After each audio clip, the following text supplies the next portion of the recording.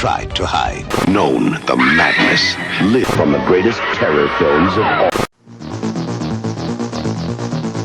What's troubling you, my dear? My best friend was killed. Oh, I wasn't thinking of that. You know, it seems to me if you're going to kill someone, you at least know them real well. You what happened to Kathy last night? No, what? She got killed in driving. Oh, shit. What was playing?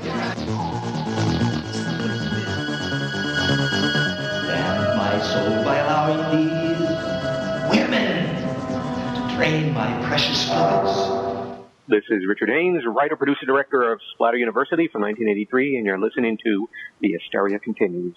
Yes, welcome back to The Hysteria Continues, episode 19. And as you can probably guess from that, we are dedicating, at least half of this episode to the momentous slasher classic that is Splatter University, chosen by our very dear Nathan. Welcome, Nathan. Hello, Justin, Erik, and Joseph. And the hysteria does continue. Indeed it does. Yes, thank you. And how are we doing today, Erik? Stop, collaborate, and listen. Hysteria continues back with a brand new edition. It doesn't quite flow that well, but I'm getting there. I'm working on it. You are. It's kind of like, I'm not sure who I would compare you to. Vanilla Ice. Vanilla Ice, okay. Yeah. Or Elaine Page, or one of the other, yes. and Joseph, welcome back. Thanks for having me, buddy. Yes, our pleasure, absolutely. And welcome back if you're a new listener or an old listener or someone who's just found us by mistake. We're very glad to have you, as it were. So, yes, this episode we're going to be talking about Splatter University a little bit later, and we have Nathan has been speaking to the star of Splatter University and also the director of the film. And we will find out if our opinions have changed of the film. I wasn't particularly keen on it when I watched it many moons ago, but who knows, maybe things have changed. So we're also going to be talking a little bit some of our recently seen films and a little bit of feedback. And also, we've got something quite excited about. We're going to be doing top 3 slasher trailers. So it's our favourite trailers. And again, we love feedback. So if you don't agree with us or you do agree with us, then write back and tell us. So what we've been watching, guys. How about you, Joseph? Last night, I watched Death Valley, the 1982 film with Ralphie from Christmas Story.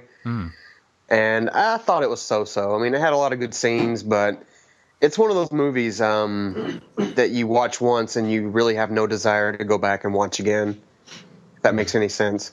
Yeah. It was... Sorry, go on.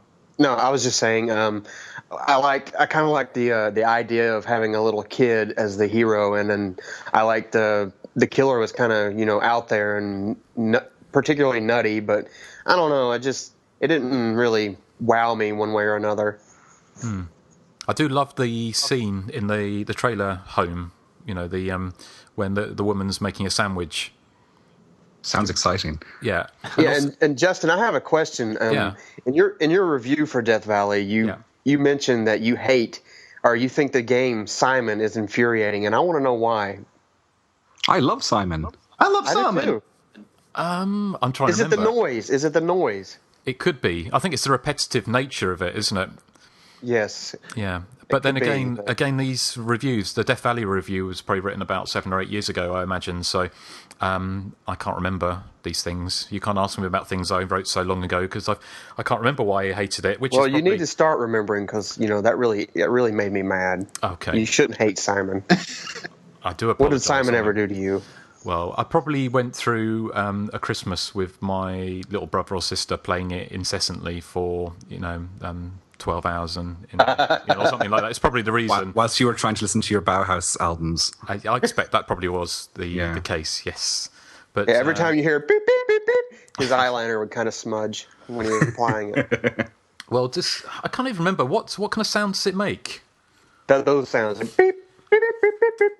I wonder if it's really loud buzzing noises every time you hit the colors. Oh, okay. Because I'm trying to remember. I could try and remember how it goes. See, this is a retro toy episode of The Hysteria Continues today. Yeah. Well, what's this? This is... let's have a look. Is it like that? No, Ish, it's yeah. sort of like that. Yeah. Okay. Yeah, can't imagine why I ever found that annoying. But, okay. So, you've been watching anything else, Joseph? Yes. I watched Madman again last night. Oh and God. This is a movie I need to. This is a movie I need to stop watching because I kind of want to retain some, good memories of it. But the more I watch it, the less I like it. This is a movie that has so much potential. It is very atmospheric and has a very scary killer, but they just botch it. I mean, that seemingly endless hot tub scene and the scene where they're all laying on the floor, talking existentially about BS. It just goes nowhere. And I don't really remember any of the characters' name except for the guy who has TP as his initials because I called him toilet paper. But I don't know. It's a movie that could have been better. Yeah, I'm sure it's one we'll cover at some point, isn't it, on the podcast? I know it's one that you really hate, isn't it, Nathan? Well, I don't want to say that I hate it because what's weird about me and Joe is the more he watches it, the less he likes it. But the more I watch it, the more I can pick out a few things that I like. Okay. But I think we're both in agreement that I might give it a 4 or 5 out of 10. I don't hate it, but it's like Joe said, it's got so much potential, but it doesn't quite, make it to the top tier slashers where I think that it could have, but it just isn't quite good enough. Well, we shall see whether you think Splatter University makes it to the top tier or the bottom tier a little bit later. Our friend Grant really liked Madman, though, surprisingly enough. Yeah, but he doesn't care about story. All he cares about is atmosphere. So you need to show him Scream, the 1981 Scream. I think he might like that. Okay. Maybe. Okay, well, what about you, Nathan? Have you been watching the same things as Joseph? I have, and I did watch one other one, and actually it's kind of funny because Simon plays a role in this movie too. It's Pod People, which is made by the same guy that brought us Pieces. Okay. It's I don't know if I could really call it a slasher. It's got some slasher qualities to it because it's basically about a rock band who are just terrible. And they're in an RV, and they end up getting stranded at this house with this mom and son and dad. And there's this alien that the son has taken in as a pet and is hiding it from everybody. But there's also another alien who's kind of the bad one and starts killing them off one by one. So, I mean, it's cheesy enough for me to like it. Okay, I hadn't heard of that one. Did you say it's like a really bad band? Is it Spandau Ballet? Oh, yeah, it's bad. I heard that. Yes. Not impressed. You're not impressed? Oh, Erik, you're so easy to wind up.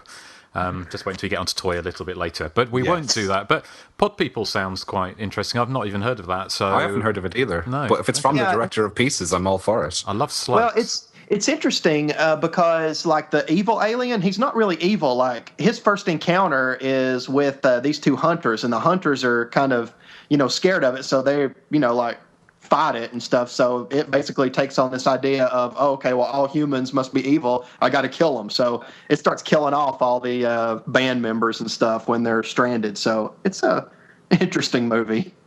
Kind of makes you sort of wish that someone like Sarah Palin would be hunting that alien, and they might go after her instead. So, but anyway, we won't get political. Anything else, Nathan? No, that was it, except for one, and I think you're going to talk about it. Yes. Okay. Well, how about you, Erik? Okay, well, the one I watched is not strictly, it's not even a horror film or a slasher film, but I'm bringing it up for a particular reason. It's not Dirty Dancing again, is it? It's not Dirty Dancing. Don't panic. This is a film I've been waiting to see for a while because you are probably familiar, Justin, with the glory of Adam and Joe, the British comedy duo. They do a fantastic radio show on the BBC, and Joe Cornish has just directed his first film. It's called Attack the Block. It's a kind of a sci-fi action comedy. Now, the reason I'm bringing it up is that, as well as being really rather good, I was listening to the commentary he does with Edgar Wright, and they both name-check the fact that they love slasher films, big fan of horror films in general, but they do single out Friday the 13th Part 2 and Halloween as their favourites. Okay. So I have my fingers crossed that maybe Joe or Edgar might branch out into horror, maybe do a slasher film. It would be fantastic. But, I mean, if you are interested in just kind of fun, popcorny sci-fi films, then I think you would like Attack the Block. I think you've seen it, Joseph, haven't you? Yes, I loved Attack the Block. I love the creatures with the glowing fangs. That was really neat. Some people say that they can't understand a word that the Chav characters are saying, but I didn't really have a problem with it. I mean, I got the gist of it. But you get the gist. Yeah, he says in the commentary that. I'm sorry. One thing I like about the film is that it's one of the rare films that actually makes these Chavs kind of likable. That's exactly what I thought as well. They start out, kind of reprehensible, but as the movie goes on, you see that they're basically a bunch of kids trying to, act tough, and they're, in the streets, but they're really just a bunch of, scared little kids that have to kind of band together to fight this kind of alien presence. I really, really loved Attack the Block. Yeah, and it's quite unusual to see what is sort of Hollywood type filmmaking set in urban London. It's quite unusual. Oh, absolutely. Yeah, I haven't seen it, but I'm quite looking to checking it out when it comes to Blu-ray or DVD. It is on Blu-ray now. That's where I saw it. Yeah. Oh, okay. All right. Okay, we'll have to put on Love Film. Excellent. Okay, well that's great. And just the only thing I've watched in the week since we last recorded was a film that I often say, although I kind of know, we all four of us know more about slasher movies probably than anyone should, but I always say there's probably some hidden gems or just some films we don't know about out there. And one of those came to light recently.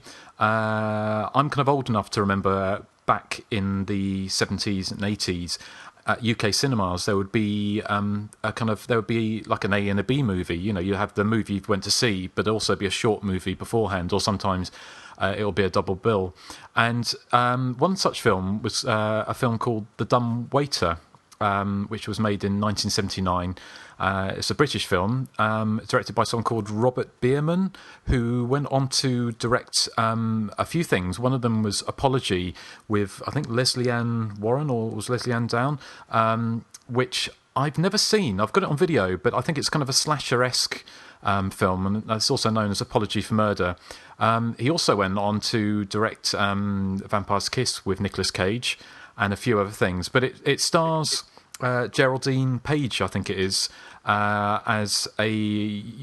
Geraldine James, as a young woman who's basically stalked by somebody and a killer with a flick knife who's trying to get into her apartment, and he keeps on trying through various ways to get in.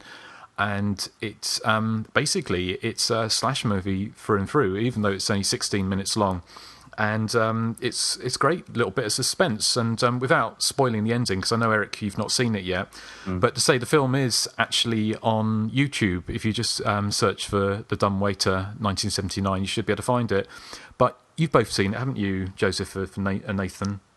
Yeah, I watched it last night. I really enjoyed it. I really loved the ending, the build up to the doorbell, and then what happens. I love that. That was just really clever. Yeah.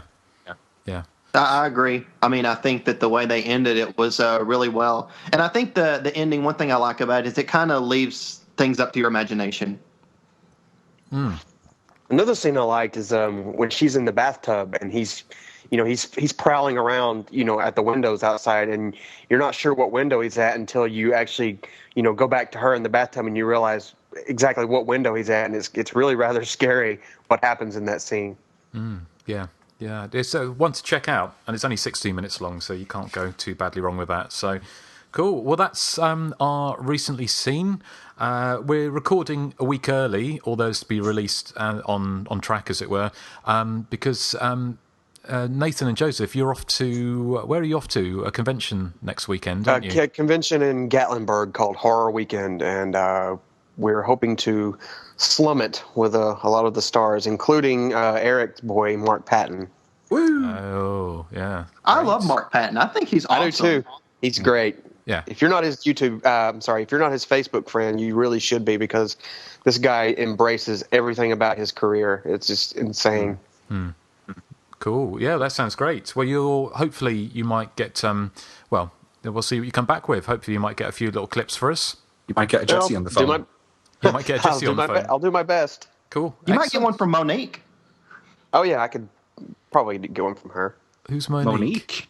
Was she ever in a slasher film? The actress? Well, a Bikini Bloodbath Christmas is a slasher film. Oh, well. Hey, I've met her once. It counts, Okay. I would like to get something else from her, but I'll see what I can do. Ooh, right, okay. Well, we won't go there anyway. God. Well, why don't we move swiftly on to feedback? Because we said we'd have a few left over from last time. I'll start with one from Xavier. And he says, "Hola, Justin. I just recently started listening to your podcast, The Hysteria Continues, and got instantly hooked. I'm listening to them on my iPod while I work here in the sublime city of New York. I was raised on slasher genre films when I was a teenager living in Puerto Rico back in the glorious 70s and 80s, and I'm gulping your podcasts like sweet, delightful poison pills to provide a shot of much-needed nostalgia and stimulate me to go rewatch those films again, and even better, they introduce me to some films I'd totally missed, like Fatal Games and Lake Mungo. Thank you and your fellow friends, reviewers, for all the bloody pleasure. When I saw that you dedicated a podcast to exploring J.S. Cardone's The Slayer, I knew you're the real thing. That film is a great favourite of mine, and I watch it at least a couple of times a year. It's such a scary little nightmare. I hope that sometime you can have a podcast for such obscure but undeniably culty films such as Silent Night, Bloody Night, and Soon the Darkness, the original and the remake. I just ordered my copy of Teenage Wasteland, plug. This is the kind of thing that makes life worth living. You all have such good taste. Please keep these shows coming. Sincerely, Xavier. So, thank you, Xavier. That's always nice bit of feedback. Thank you, Xavier. Yeah.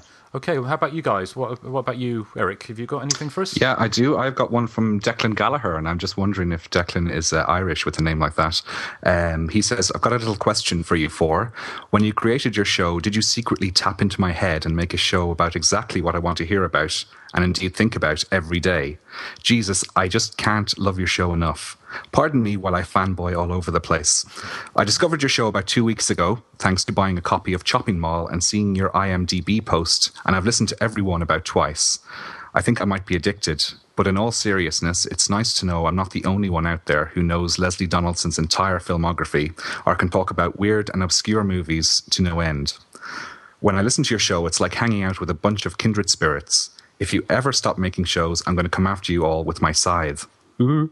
That's from Declan Gallagher. Declan doesn't say where Declan is from, but thank you very much, Declan. Thank you, Declan. Thank you, Declan. Yeah, very nice to hear that.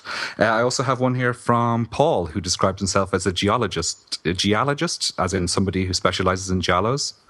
Okay. He says, hey, Justin and crew, I just wanted to write and say thank you for all of your effort in making the Hysteria Continues podcast. It's refreshing to hear intellectual... It's refreshing to hear intellectual and also hilarious dissections of films that are often dismissed as bottom shelf trash. You officially have a new dedicated listener in me, and I look forward to hearing what comes next. I'm also really looking forward to putting in my order for Teenage Wasteland, Justin. I came upon the podcast while looking up reviews for the book, and I'm glad to say your work on the podcast alone is enough to sell me on the book. Also, you mentioned in an earlier show that you had a link to download a slasher music compilation that you put together. I wouldn't mind the link when you get a chance. Keep up the fantastic work, fellas. Cheers, from Paul. Well, thank you for that, Paul. Well, Paul, thank you, Paul. Remind me if I sent that on to you, because I can't remember if I have. If I haven't, then let me know and I'll send it on. And the same goes for anyone. I can put it on the Facebook page so everyone can download it. Okay, that'd be great. Yeah. Mm-hmm. Yes. Excellent. And I have one more here. It's from Seth, who lives in Dallas, Texas, the home of the wonderful Joy Tipping from The Initiation. He says, hey guys, my name is Seth. I just started listening to your podcast and I'm loving it. It's nice to see a podcast totally devoted to the wonderful slasher genre. There is an overabundance of horror movie podcasts, but surprisingly little devoted to just one subgenre like slashers, so that is refreshing. Not only do you guys have a great knowledge of the genre, you also have a great sense of humor, and the diversity of the group allows for a wide range of different opinions on each movie. The show is excellently put together. You guys are always great about getting straight to the movie review, and the interviews are really awesome. I don't have any movie suggestions because I'm pretty sure you guys have mentioned every slasher movie I know of at least once, but here's an idea for the top 3 segment if you haven't already done this. How about a top 3 slasher twists, reveals, climaxes? Off the top of my head, my favourite would probably be the wonderful climax of Friday the 13th, thanks to the equally hilarious and scary performance from Betsy Palmer, or possibly the haunting ending to Anthropophagus, where George Eastman eats his own intestines in a fit of insanity. Anyways, just thought I would chime in and say hi. Keep up the great work, and I will definitely keep listening. Thanks, Seth from Dallas, Texas. Well, thank you, Seth. Thank you, Seth. I think we have discussed the possibility of doing top 3 twist endings, but that would mean 12 spoiler-tastic moments in the podcast. Yes. Well, we can keep on thinking about it and see if we can do it in a way that isn't too spoiler-esque, but I'm not quite sure how we would do that, but we'll put some thought to it. How about you, Joseph and Nathan? Have you got anything for us? I have. He never does. I have 6. Nobody actually, wants me. Oh. Yeah. Anyway, go on then, Joseph. I'm going to get through these. This is from BTK on the forums, and he says, "Dear Hysteria continues. Fuck you. Sincerely, BTK." Oh, bless him. Thank you, BTK. This is from the initials VF. He says, greetings, fellow shock and terror maniacs. Love the podcast, and while I am fairly knowledgeable in the horror field, I find that my experience with classic giallo is left wanting. In other words, I've seen Suspiria, and that's it. Shame sets in. Help! If each of you could recommend 1 or 2 of what you consider to be the best of the genre, I'd greatly appreciate it. A giallo primer, of course, if you will. Keep up the great work, guys. All the best, VF. And I think we will be having a giallo episode coming up soon, won't we, Justin? We will, indeed. I think the next one after this, the next main episode, will be dedicated to a giallo double bill. And I was actually thinking what we could do is we could all list our top 3 personal giallo picks as our kind of top 3 lists. So all giallo episode coming for you, VF. Absolutely, yeah. So that would be good. That all, and we didn't write that one ourselves, did we? That actually was a proper message. So thank you for sending that through. You got a couple more, Joseph? Oh yes. Dan Dominguez writes in again. He says, "Hi guys. In preparation for the Fatal Game podcast, I watched it on YouTube. I'd never heard of this movie and was really surprised listening to the podcast afterwards how much you guys liked it. I just could not find my way into this film. It's typical of my response to films like Fatal Games that though that fail to really build any sense of mood or atmosphere. I can forgive a film many things. Humongous and The Slayer come to mind if it just creates a creepy atmosphere. There's just something depressing, though, about a film this atmosphere-less and inept. The music, the acting, the stalking scenes, and I found myself checking my email and visiting other websites. I knew from the get-go that Sally Kirkland was the killer, big spoiler, and the reveal of her motive at the end, while a surprise, was truly groan-inducing. And why exactly does her voice change at the end? Who knows, and I had long since given up caring. But as always, I enjoyed listening to the podcast more than the movie, really. I did want to alert you guys to a website called Cinema Treasures, which archives information about current and long-gone movie theaters and palaces across the world. When I looked up the theater in my hometown that showed independent horror films in the early 80s, I found some pictures of the theater during that time. I was much too young to go see these films when they came out, but I would walk by this theater all the time as a kid, salivating at the titles and movie posters on the marquee. But check out this link, and he gives us a link to AmericanClassicImages.com, and pay close attention to the poster out front. It's a bit hard to make out, but I'm sure it's the poster for The Slayer.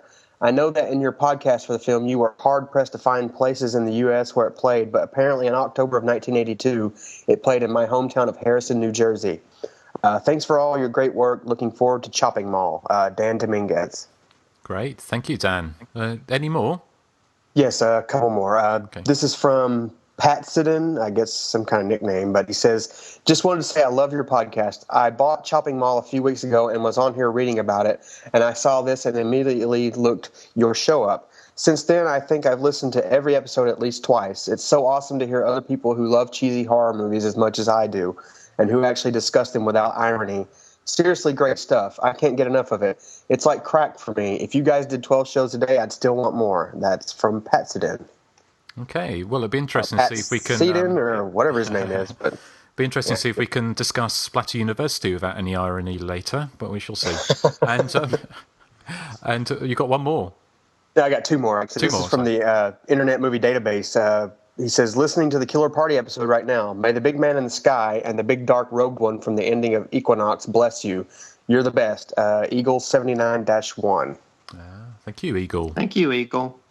Yes, thank you. And this is from Mark Jones. He writes, hi there, lads. I've been listening to your podcast since the House of Death episode and Love each episode more and more. Excellent interviews, funny banter, and great info on the films from my favorite subgenre. The My Bloody Valentine episodes were great, and I was impressed you used a track from the excellent band My Bloody Valentine to finish one of your episodes on, although I would have chose the track When You Sleep from the Loveless album. Can't wait for the next episode, and after hearing Nathan is choosing the main feature, I'm guessing he's going with either Splatter University or Don't Go in the Woods. I would be very happy with either of them choices, even though I'm sure you guys would disagree. Some films I hope you may be covering soon are The Burning, the Sleepaway Camp films, especially Part 2, The Final Terror, The Mutilator, The Prowler, and last but not least, Unhinged.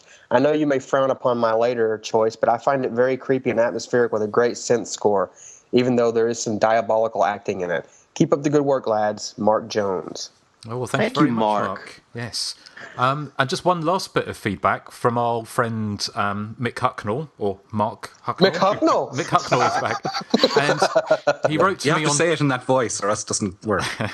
He wrote to me on Twitter, and he said how much he enjoyed the last one. And he said especially, I think he was being a little bit ironic, actually, about cat flushing a toilet. And he just basically says something like, please, Jesus, don't play the Badger song. So, of course, I looked up what the Badger song was. Do you know what the Badger song is? No. Do we want to know? Well, here you go. There's a little bit of the Badger song for Mick.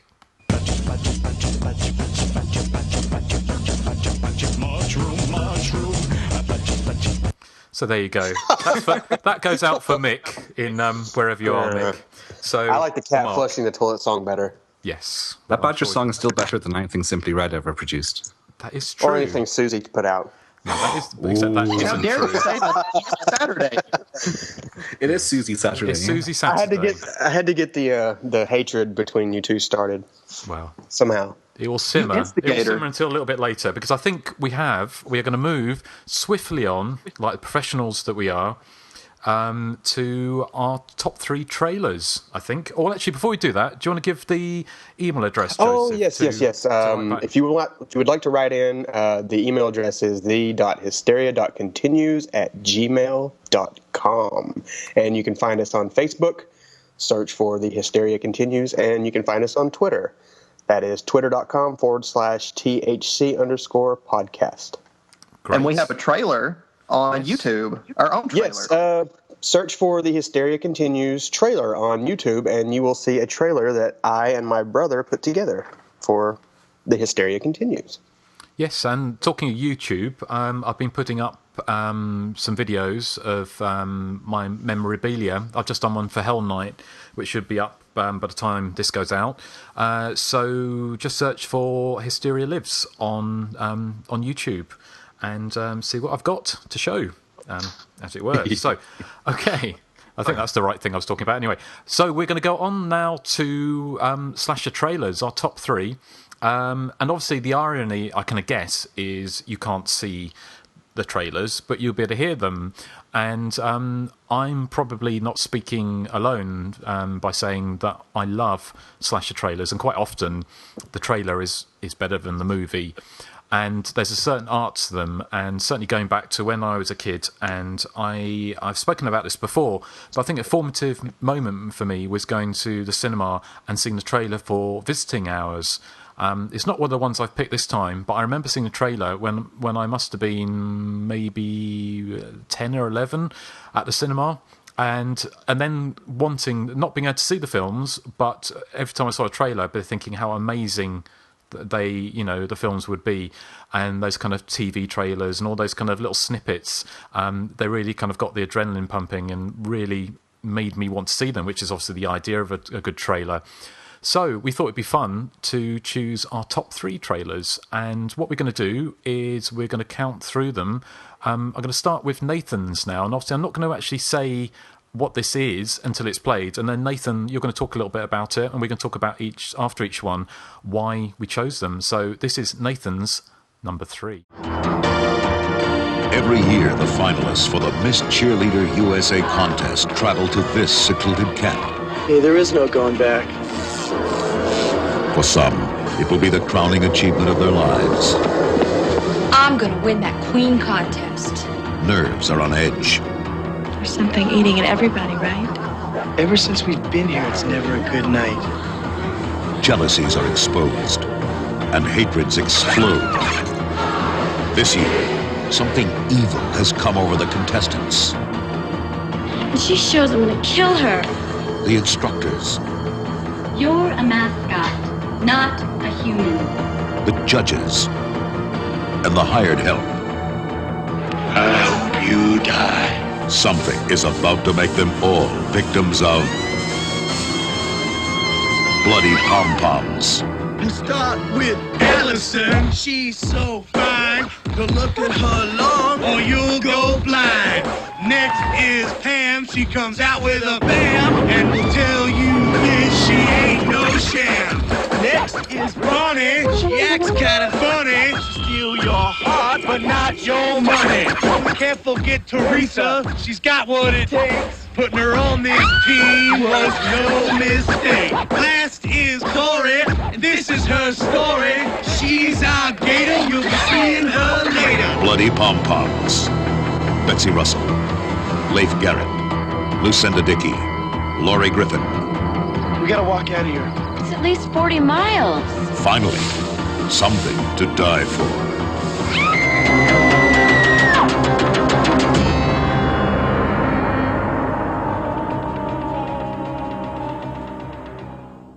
Okay, Nathan, do you want to take it away? Yeah, that was the trailer for Bloody Pom-Poms, or as it's more popularly known, Cheerleader Camp. I've always been a huge fan of the movie, and I think the trailer is really funny and very cheesy, and I love that. And especially the rap. I mean, when they do the rap song about all the girls, I think that's awesome. That's one of the main reasons I picked that trailer, actually. Yeah, it's a fun trailer for a fun movie, isn't it? And I was going to say that we'll put these up, Joseph, won't we, on the Hysteria Continues Facebook page? Yes, I will supply links to these trailers, so keep an eye out for those in the next couple of days after you listen to this. Cool. Yeah, excellent. And obviously, listen. I mean, I love listening to trailers on other podcasts, so hopefully this is going to be enjoyable for everyone. But if you want to see the gory mayhem and the cheesy fashions and all those kind of stuff, and go to the Hysteria Continues Facebook page to check them out. Good choice, Nathan. And anyone else want to say anything about Bloody Pom-Poms? I love the movie. It's really fun. I saw it first time for about 15 years ago, and it's one of those movies that I think gets better every time I watch it. I always pick out little bitty tidbits that I like. It's a really fun movie, and that's a really fun trailer, I think. Great. Okay. Well, let's move on to Eric's number 3. Warning. What you will see in the movie Pieces cannot be revealed, cannot be described, cannot even be imagined. And you don't have to go to Texas for a chainsaw massacre. Pieces. It's exactly what you think it is. Pieces. Absolutely no one under 17 will be admitted. Okay, Eric. Well, of course, that is the glorious Pieces trailer. All my choices actually have one thing in common, and that is that they're all, I suppose, what you would call teaser trailers. They don't feature any footage from the actual films.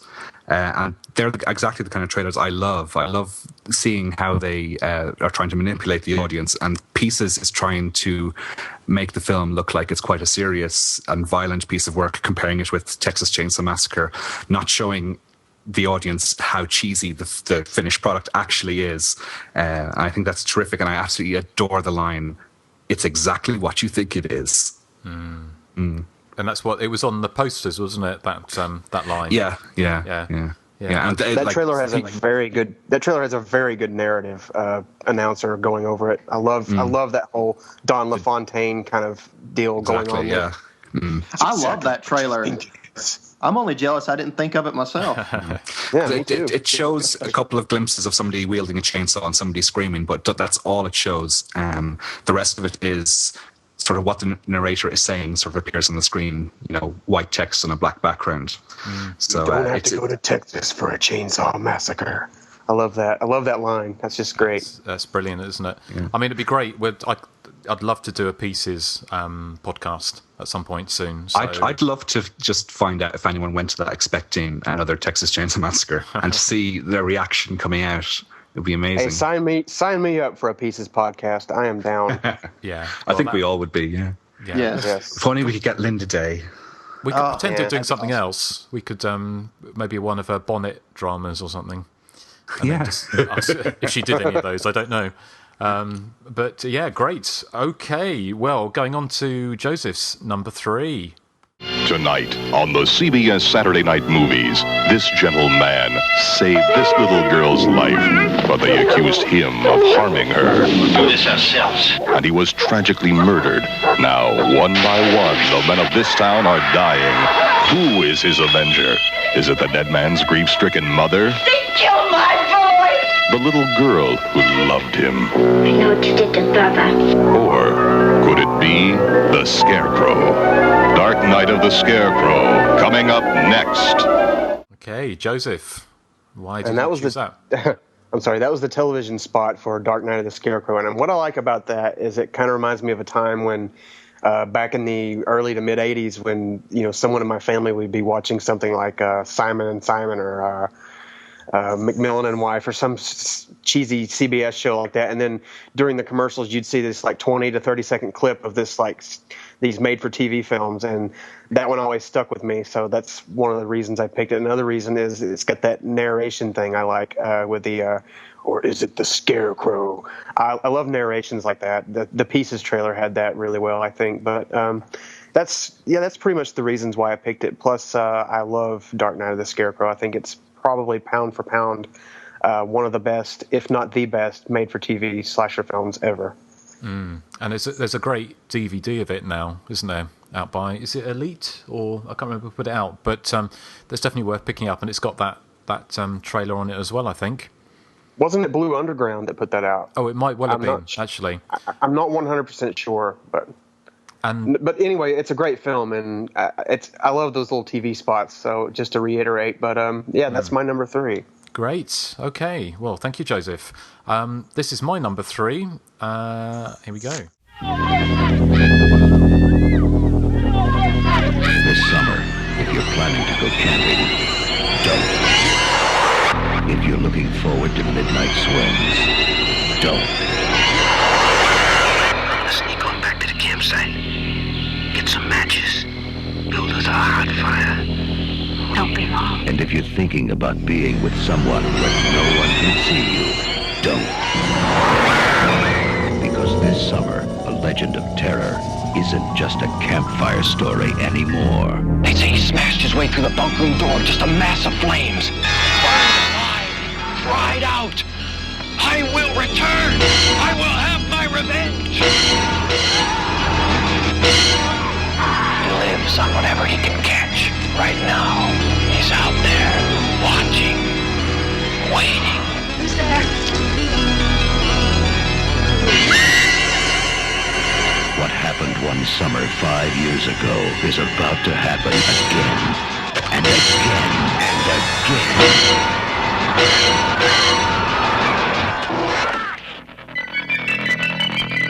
The Burning.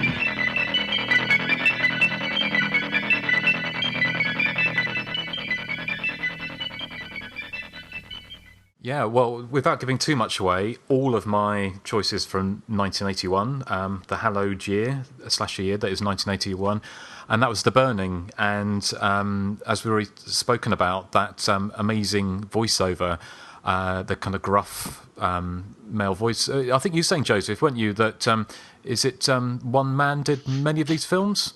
Actually, there's 3 or 4. Don LaFontaine was more the theatrical guy, and the guy who did the television spots, I can't remember his name. There were like 3 different ones, but I know Don LaFontaine, he recently passed away. He did a lot of the theatrical spots, and there was another guy that did theatrical spots, not as many as him, but the guy that did The Burning, his name is like on the tip of my tongue, but I just can't place it. But yeah, like you, I love those narrations. They make the trailers, I think. And what I really like about that particular trailer is the way it emphasises, as well, another one of my choices, the whole body count thing. And Erik, you were talking about Edgar Wright, who was sort of saying it'd be great if he did a slasher movie. And of course, with Grindhouse, Eli Roth did Homecoming, I think it was called, wasn't it? Yeah, Thanksgiving. Thanksgiving, that was it. Sorry, that. Which was kind of the 80s slasher parody, but Edgar Wright did his kind of 70s kind of slasher horror parody called Don't, wasn't it? And it was a kind of parodying that kind of don't go into the water. It sounds exactly like that Burning trailer, actually. Yeah. So it's quite funny, but that's what I love, and so I reckon he would do a really good slasher movie. So yeah, hopefully he'll do that. So yeah, that's my number 3. You know what's funny is I almost picked the Thanksgiving trailer, but I thought it would be a cheat because it's not a real movie. Because I love that trailer. It's terrific, I think. Yeah, it's brilliant, isn't it? Okay, well, I think we know what's coming next, don't we? Yes, but play it.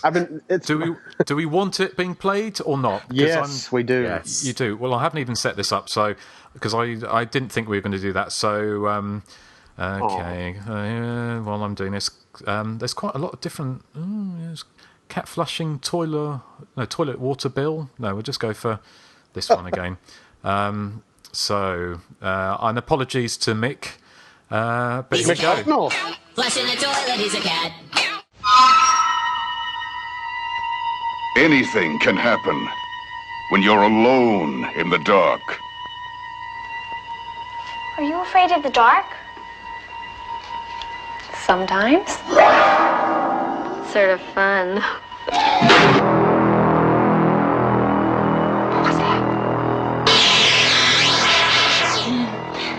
When I was a little kid, I was scared to death to be alone in the dark.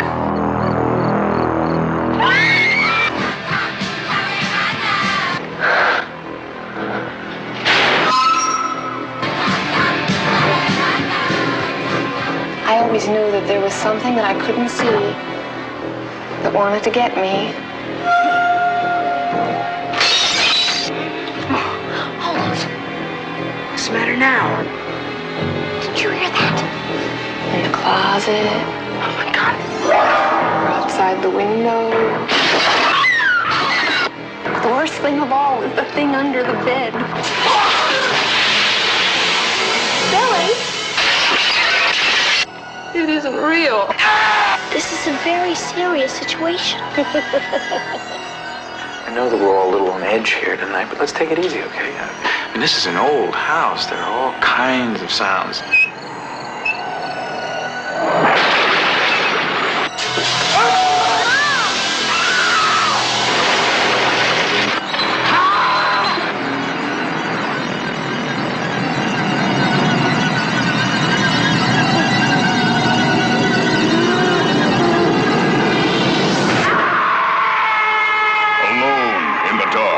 Starring Jack Palance, Donald Pleasance, Martin Landau, Dwight Schultz, Erland Van Lith. Alone in the Dark, from New Line Cinema. Okay, well, I think that film was called possibly Alone in the Dark. Nathan, why did you choose it? I chose it because I saw it and I actually thought it was a creepy trailer. And I really love the idea of, this woman telling this little girl about all the things she was scared of in the dark. And they intercut that with clips of things like that happening later in the movie. And I thought that was an interesting idea to go. And plus, I love that announcer's voice and the fact that he keeps going, alone in the dark. Yeah, one of my secret shames is I still have not seen Alone in the Dark. Have you not? Oh, my God. Really? No, I still haven't seen it. Gosh, well, that'd be a good one to do for another podcast, wouldn't it? If you've not seen it, if you see it fresh.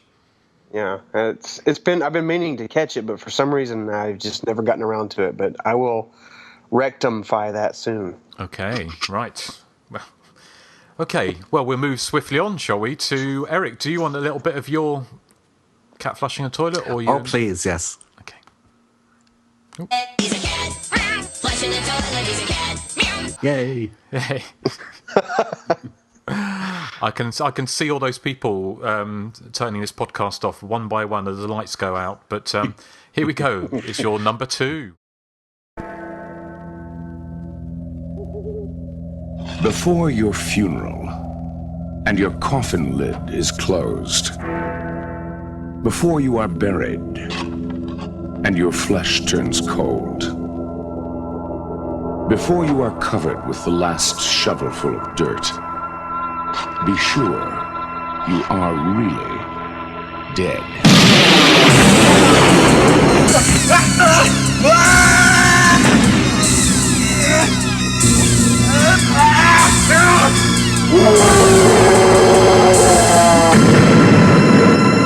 Mortuary.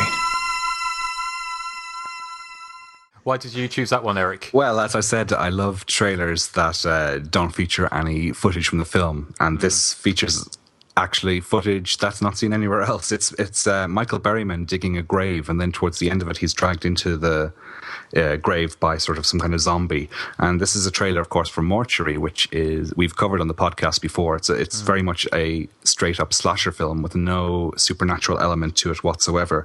And I suppose if Pieces was trying to deceive the audience, then I don't know what Mortuary was trying to do. With really trying to deceive them. As I think you mentioned before, Justin, that it was coming out at sort of the tail end of the slasher boom. Yeah. So they probably were trying to market it more as a zombie type film, because like Evil Dead would have been out at that stage, and we were about to get Return of the Living Dead and Day of the Dead. So a complete cheat, a complete and utter cheat, and that's why I love it. Well, it's kind of like the film poster as well, isn't it? And also the video cover of the hand coming out the grave. It has got nothing at all to do with the film, really, has it? Apart from the mortuary. It should have the poster should have Bill Paxton skipping through the tombstones. Oh, yeah. That would have been better representation. Yeah, excellent. Great. Well, I met Michael Berryman, about a year ago. He came into town, and I talked to him about that trailer. And he said that the director of that trailer, they couldn't get the shots that he wanted, and then eventually he had a big meltdown and started kicking and punching things all around the set. And Michael said the whole time he was doing that, he was trying to hold in his laughter because it was hysterical, basically. Wow. Okay. Wow. Well, it sounds like it was directed by Paris Hilton or something. But where do you live when you just have Michael Berryman coming into town? I mean, well, they had a convention here in Chattanooga. Okay. Right. Okay. Well, that explains it. He wasn't sort of just popping in, He wasn't coming to see me in particular. No. Okay. Well, it'd be great if he was. At the front door going, "Hi, Nathan. It's only me." Yeah. I'm like, scary. Going down to the Burger King, grab a hamburger. See you there. Right. Okay. Well, we're moving on to Joseph's number 2. Yes, I do. You do. Oh, okay. Here we go. He likes to push the handle and watch the water go down. Right. Okay. I do like to watch the water go down.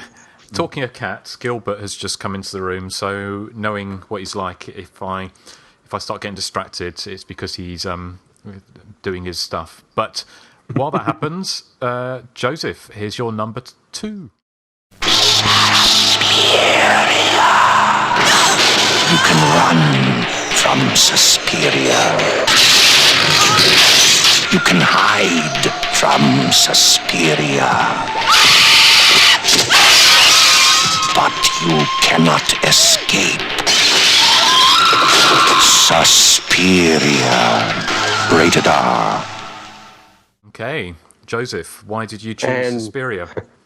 Well, in case you couldn't tell, that was the trailer for 1978 Savage Water. Basically, I like that trailer for Suspiria. It's the little TV spot. Again, it's short, to the point, and it has that narration that Suspiria. Like I said, I love those narrations, and it's intercut with like clips of scenes from the film, and it's just one of those little creepy spots that they used to show on television that they don't anymore. So it's a nostalgia thing for me.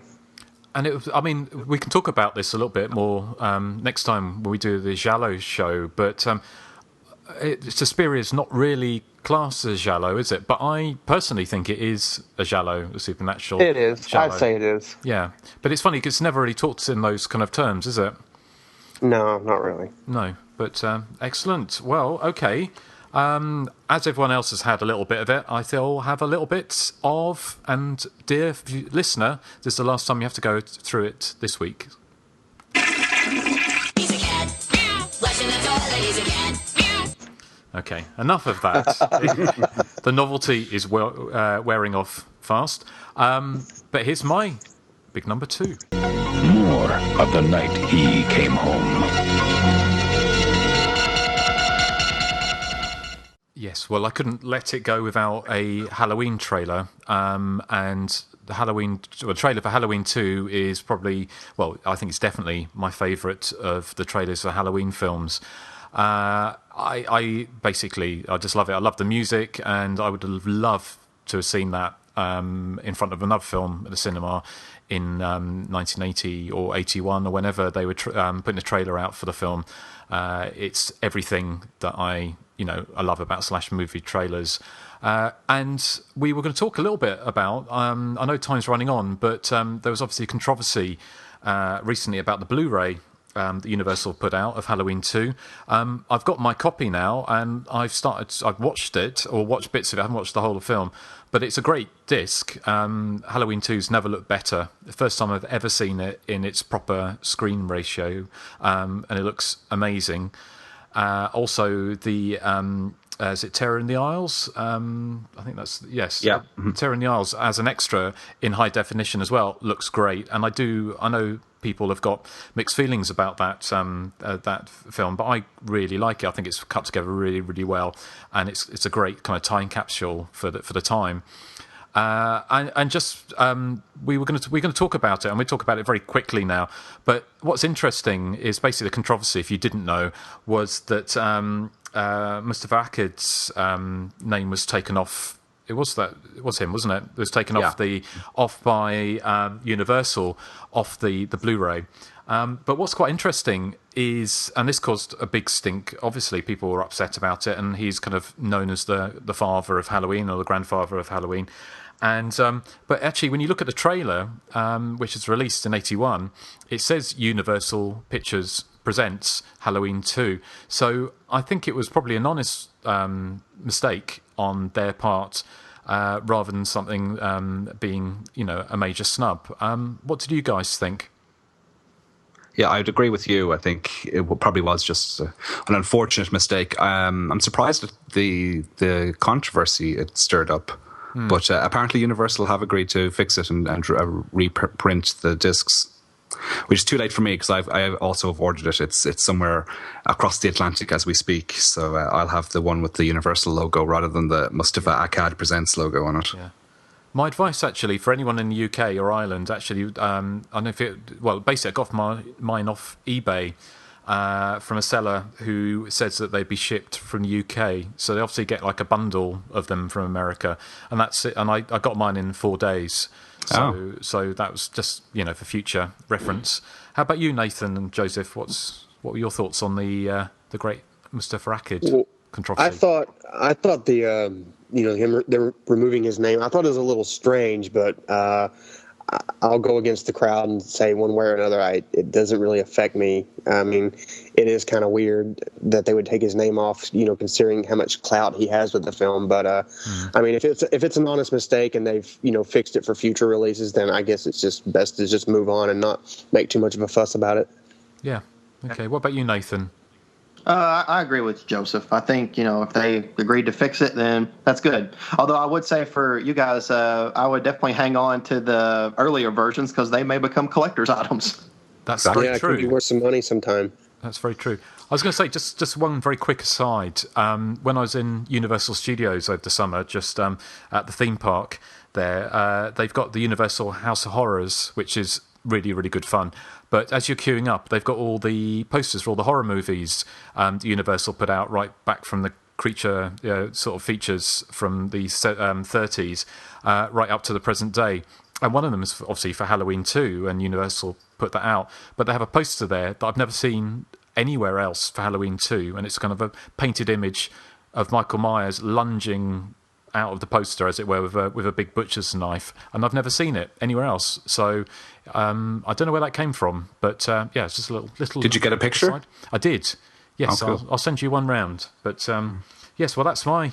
Well, just on the subject of the Blu-ray, I just want to quickly say I would have preferred more Halloween 2 specific extras than Terror in the Isles myself. But I mean, I'm happy enough to watch Terror in the Isles. I don't remember it being terribly brilliant, but It's good fun, but there are deleted scenes. It's basically all the scenes from the TV version, and there's a quite funny scene of Jamie Lee Curtis being restrained and given another sedative, and it kind of goes on for a long time. And I know it's completely sacrilege to say, but she actually does quite a bad job acting in that scene, which may be the reason they cut it out. It's not very believable. It's almost like she's trying not to laugh. So watch it and see what you think. But one big shame actually about the disc is it doesn't have that trailer on it, which is a real shame. But there you go. It's we're never going to see it looking any better. So okay, without further ado, I'm going to push forward to Nathan's big number one.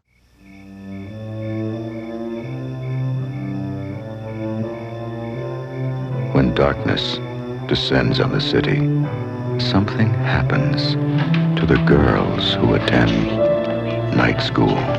You're not walking home alone tonight, are you? After what happened? We'll be all right.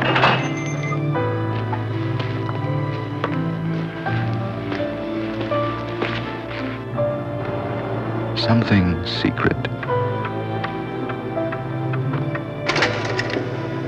Modern man has only to take a short step to wind up in the primeval jungle of his ancestors. Something forbidding.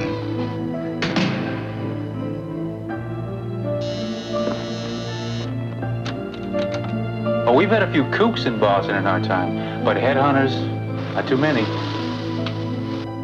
Something terrifying. Who's there?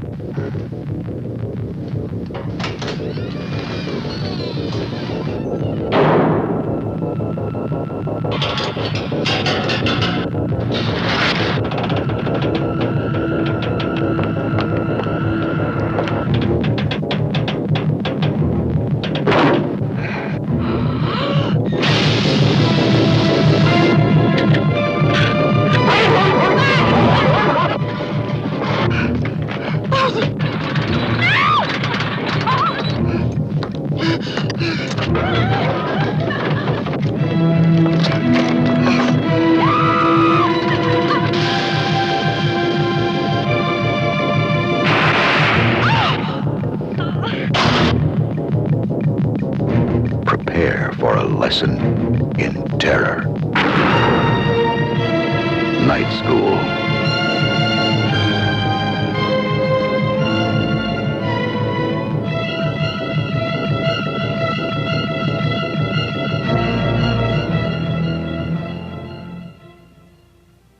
Okay, Nathan, do you want to talk us through that? First of all, I think Night School is a very underrated movie to begin with, and I think it has actually a really, really good trailer. I love the narration, I love the music, and I really love all the scenes of the women running away from the killer. I mean, you combine all those together, it makes you really want to see the movie. And I love the final scene in the trailer where the woman's like in a really long hallway or something, and she's picked up the phone and she turns around and the killer's like right there, and all of a sudden the door slams closed. So, I mean, I think it's a really, really good trailer. Yeah, that's a great trailer for it's a film I need to go back and watch again. Not one of my favourites, but I think if I see a decent version of it, I probably would like it a lot more. But yeah, that's a great choice. That's a movie. The more I watch it, the more I like it. It gets better and better, I think. Cool. Excellent. Okay. Well, I have to keep on saying excellent. I keep on saying excellent. It's one of my excellent. Mr. Burns. Yeah. Sorry? He's Mr. Burns. Anyway, we shall move directly on to Eric's. Oh God, I've got another cat coming in the room now. It's like the Birds, only with cats. Hey, it is. You play with your pussy on your own time. I'll do that while we play Eric's number one.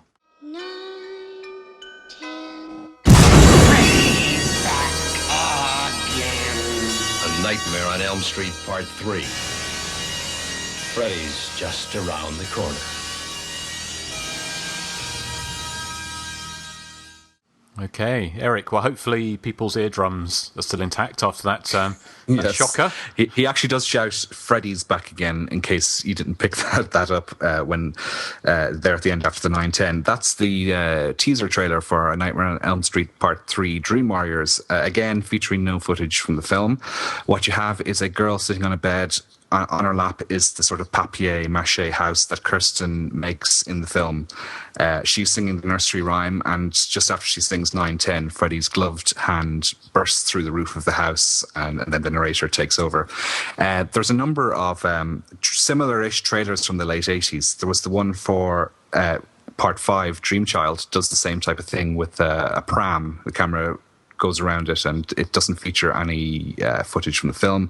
I'm thinking also of Jason Takes Manhattan, which again, a camera zooms in to a figure standing in front of the Manhattan skyline, and it turns around and it's Jason. Leatherface, Texas Chainsaw Massacre 3 did something similar with a spoof take on Excalibur, with a sort of a hand in the lake coming out and wielding a chainsaw. All of them are terrific. The one I chose, Dream Warriors, I just remember seeing that trailer on film 87, it would have been, with Barry Norman, if you remember him. Justin, I'm sure you do. He was a very famous British film critic. Yeah. He wasn't very fond of Nightmare on Elm Street Part 3, I do remember. He wasn't very fond of any horror movies, was he? No. But yeah, again, my love of teaser trailers that tantalize you, again, shows through there. That's my number one, Dream Warriors. Well, I won't say excellent, I'll say brilliant. That's that's a great one. I know you're not a fan of the Elm Street films, I don't think, Justin, are you anymore? I mean, I do admit they have dated more than any other 80s franchise, but I still have a soft spot for them. I really like the first and the second one. I really like New Nightmare, but I'm not. It's funny. I've actually the more I've grown to appreciate some films, I found Nightmare on Elm Street films have kind of waned in interest for me, really. But that's just me. I love the first three, actually. And I tell you what wanes for me is the Halloween series, as sacrilege that is. I love Halloween 1 and Halloween 2, but after that, I just don't really care that much. I'm one of the few who actually enjoys the slasherless Halloween 3 as well. Well, I do as well. That's a great film. So, okay, well, what we have next is I've got something called Soundboard, which has got all the clips on it, and they're all named. And this one is, funnily enough, it's named Joe's Cream. Scream. Okay, there's Joe's Cream for you. So, tell us about it, Joe. That was from 1996's Scream, and I remember going to the movies. I don't really remember what movie it was, but I saw this trailer and I thought to myself, wow, this really, takes me back. This looks like it's going to be, something really special. And as we all know, Scream was pretty much a juggernaut at the box office. It spawned all kinds of sequels and imitators. And, that whole trailer has the actual narration like the old 80s films. That was actually Don LaFontaine doing "Someone's Playing a Deadly Game." And it just has everything, that I like in a trailer. It has that narration. It has, the quick clips from the film. It kind of gives you an idea of what you're going in for. I mean, it's just, it was a trailer for a film that's really important looking back on it. And I don't know. What do you guys think? Well, I noticed that they used the music from the original Nightmare on Elm Street for the start of the trailer, which was something that they did a lot in trailer making. They'd use existing pieces of music, presumably because the film hadn't been scored when they were composing the trailer, possibly. Yeah. But did you notice that the sequence of the trailer featuring Drew Barrymore was all underscored with the electro score from the first Nightmare on Elm Street? Well, I guess it'd be kind of fitting, considering that it's a film that pays homage to a lot of those old types of films. But like I said, when I saw that trailer for the first time, I knew I had to go see that at the cinemas. And actually, it's a film I saw at the cinemas probably like 11 or 12 times. I loved it so much. And I've liked to a certain degree all of the sequels, most of the imitators. It really is an important film, and I think it's a really great trailer that kind of set it going on its path. I'm surprised at how they downplay Courtney Cox's role, because she was really flying high with Friends at the time. I mean, she barely gets a look in the trailer. Right. Ooh, But yeah, that's my number one. I sort of Joe's Cream. Joe's Cream. Thank you, Joe, for your letting us see that. I also remember actually seeing. It's an honourable mention. It's not my number one, but whether you love it or loathe it, I Know What You Did Last Summer has a fantastic trailer. The trailer's amazing. I love it. And I remember seeing that at the cinema, and that did exactly what a trailer is designed to do. And it was just that. Having seen, again, it's not my number one, but if you've never seen the trailer for Humongous, when it has the boom, boom, boom, boom, boom, with the letters dropping in, I Know What You Did Last Summer has a similar trailer where it kind of goes boom, boom, and it's just very, very effective. And I basically, when Scream came in like a juggernaut, like Joe said, I Know What You Did Last Summer showed that it wasn't a fluke, and it really reinvigorated the slasher movie. For better or for worse, maybe that's a discussion we'll have one time. But yeah, great. What about you, Nathan? Anything to add? I just wanted to say I love the trailer for Scream. And and I love Scream too. Although the character of Randy bothers me in one scene where he says if the cops would watch Prom Night, they'd save time. Prom Night and the killer's motive in Scream doesn't have anything to do with each other. And I would say that Happy Birthday to Me's motive matches Scream's more. I think and what that's he my meant, horror geekiness. I think what he meant is that, everyone is a suspect. They should, pay attention to everyone and not just one particular person. It's just kind of funny that, that's the one that he brought up was Prom Night. Yeah. Although I'm glad that, Scream references, a lot of the older slasher movies, kind of appreciates them. I think that's a good thing. Doesn't Splatter University get a mention in Scream 2? Yes. It does. Yes. Yeah. It does. Yes. Well, we'll be coming on to that very, very soon. Obviously, not literally. But before we do, we'll... You are so filthy. I'm not. What's Joe's Cream coming on to that? What's the matter with you? Yeah. Take your minds out of the gutter and listen to this beauty. The day you count on for terror is not over. Friday the 13th, Part 2.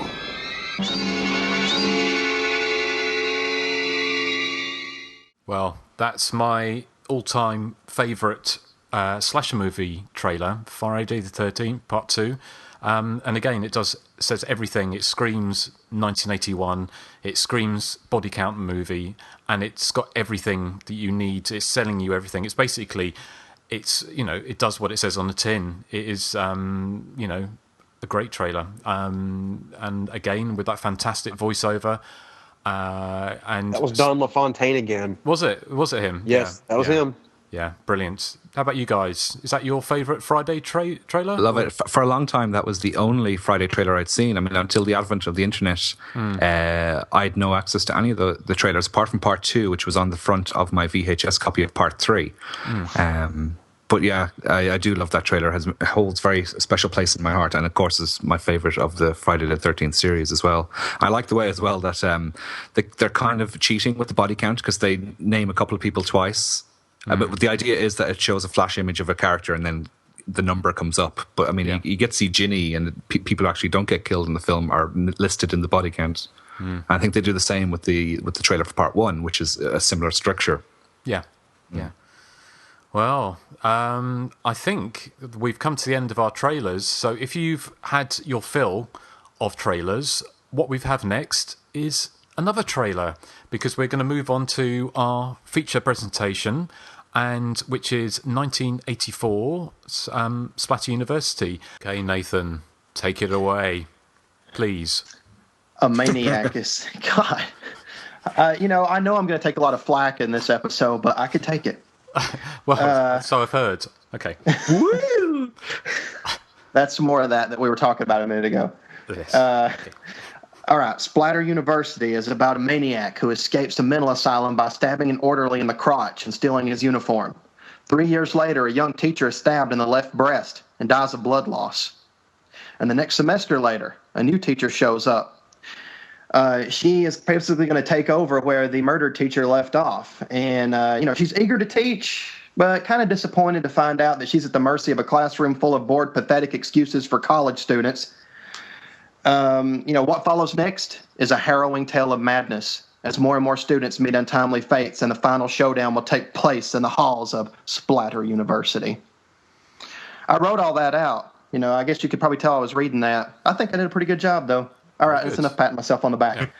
I know that I may be alone in this, as I have a good feeling my fellow podcast hosts will not be so kind to Splatter You, but I love it. I think it's definitely a cheesy movie, but I see a good movie kind of underneath. I think that the weapon, the idea of a knife blade being hidden inside a cross, is an interesting angle to take. And I'm also should say that obviously as with every other movie, we're going to spoil it. And it's interesting to me that they kill the heroine off. I mean, you kind of expect that she's going to survive and save the day. And, it's kind of cruel even how they do it, because she has a boyfriend who's coming to rescue her. And, he's like running down the halls trying to find her while she's fighting with the killer. And in my mind, when I was first watching it, I just assumed, he's going to save her and everything will be okay. But, it doesn't happen. So, and she also gets killed in one of the more brutal death scenes in the movie. So I thought that was a different kind of route for the director to take. I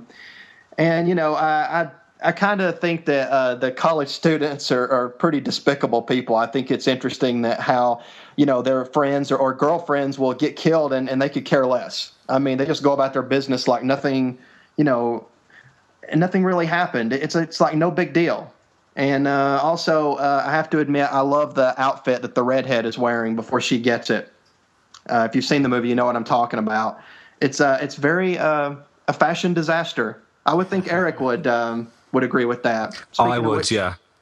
What do you think, Erik? Well, until last week, I'd never ever seen Splatter University. I'd been scared away from it by all the negative reviews, and not just from Justin and Joseph's reviews on their websites, but also just practically every website I went to said it was awful. And you, Nathan, are the one voice that said it's actually quite good. So I sat down to watch it with a heavy heart. And I hate trauma films with a passion, of the ones I've seen. So when I was sitting down to watch this, very, very low expectations. And it started out very unpromisingly indeed. It has those comedy inmates in the asylum. There's this sort of big fat guy poking the eyes out of this doll and with a gormless expression on his face. And my eyes were rolling in my head going, oh my God, is this what the next 80 minutes are going to be like? However, the film does settle down, and I'm surprised at how... not how little humour there was, but how the humour is sort of in the background, and the film is more or less a serious attempt at a slasher film. And I don't think it's nearly as bad as I'd been led to expect. I was expecting to be filled with this sort of gross out humour that was typical of trauma films of the time, but it has this kind of serious side to it that I like, and it's got a lo-fi vibe and an energy that reminds me of another film of the era, Pranks. The Dorm That Drip Blood. It kind of reminds me of that. I'm not saying it's a classic by any means, and I probably won't. It's not one I would dig out of my collection to watch on a regular basis. But I've seen plenty of films worse than it, and I don't really get why it's got such a vitriolic response from all the reviews I've read. The lead character is quite likable, and she's definitely the best actress in the film by country mile. There's another character in it. She plays the student who is pregnant, and she goes to her teacher for advice and that. She's possibly one of the worst actresses in the film, but the character herself is fairly likable. And I do love the fashion disaster that is that girl with the red hair. Her hair has such a vertical reach to it that she's almost like the prototype Marge Simpson. If you like big hair, you really need to see this redhead in Splatter University. And there's a modicum of plot to it as well. It's not totally devoid of plot. There's a mystery element that doesn't really work because it kind of becomes obvious who the killer is early-ish on in the film. But the finale was a shock to me. I know you've given it away already, Nathan, but when the heroine is killed off, that was a complete surprise. And it actually is quite brutal. And it goes against the sort of more jokey elements with the students. So all in all, I have to say, I did enjoy it. We've discussed this before, but the biggest crime a film can make is to be boring, and I was never bored watching Splatter University. I suppose I have to thank you, Justin, for being so negative about it on Hysteria Lives, because my expectations were so low that it could only be better than I was thinking it was going to be, and it was. Not a classic, but I think it would be sort of a 5-6 out of 10 film for me. Oh, wow. Thank you, Eric. I'm surprised. I'm surprised as well. What about you, Joseph? Well, my mother used to say, if you can't say anything nice about anything, then you should be as mean as possible. Actually, she didn't really say that, but I will be the voice of reason. I don't really like Splatter University. I mean, if I can be nice, there's some unintentional comedy. I mean, it has howlingly awful dialogue. The acting is abysmal. It has a really uneven tone that kind of, you're watching. For 5 minutes, you're watching something they tried to take serious, and then the next minute, there's these characters that have really nothing to do with the story. Taking in this off the wall kind of kill dialogue, and just to shoot a clip from the film. It says, "Let the party." Can you play that? Oh, sorry, Joseph, you're breaking up there a little bit. I'm sorry. It seems Grant just sent me a text message that broke me up. But anyway, I was basically saying I sent you a clip from the film that says "Let's party" or something like that. Can you play that? Okay. Yes. If you could just bear with me 1 second, because I have put it somewhere special. Sure you have. Well, not that kind of so special. Okay, let's party. Right, here we go. Hey guys, let's party!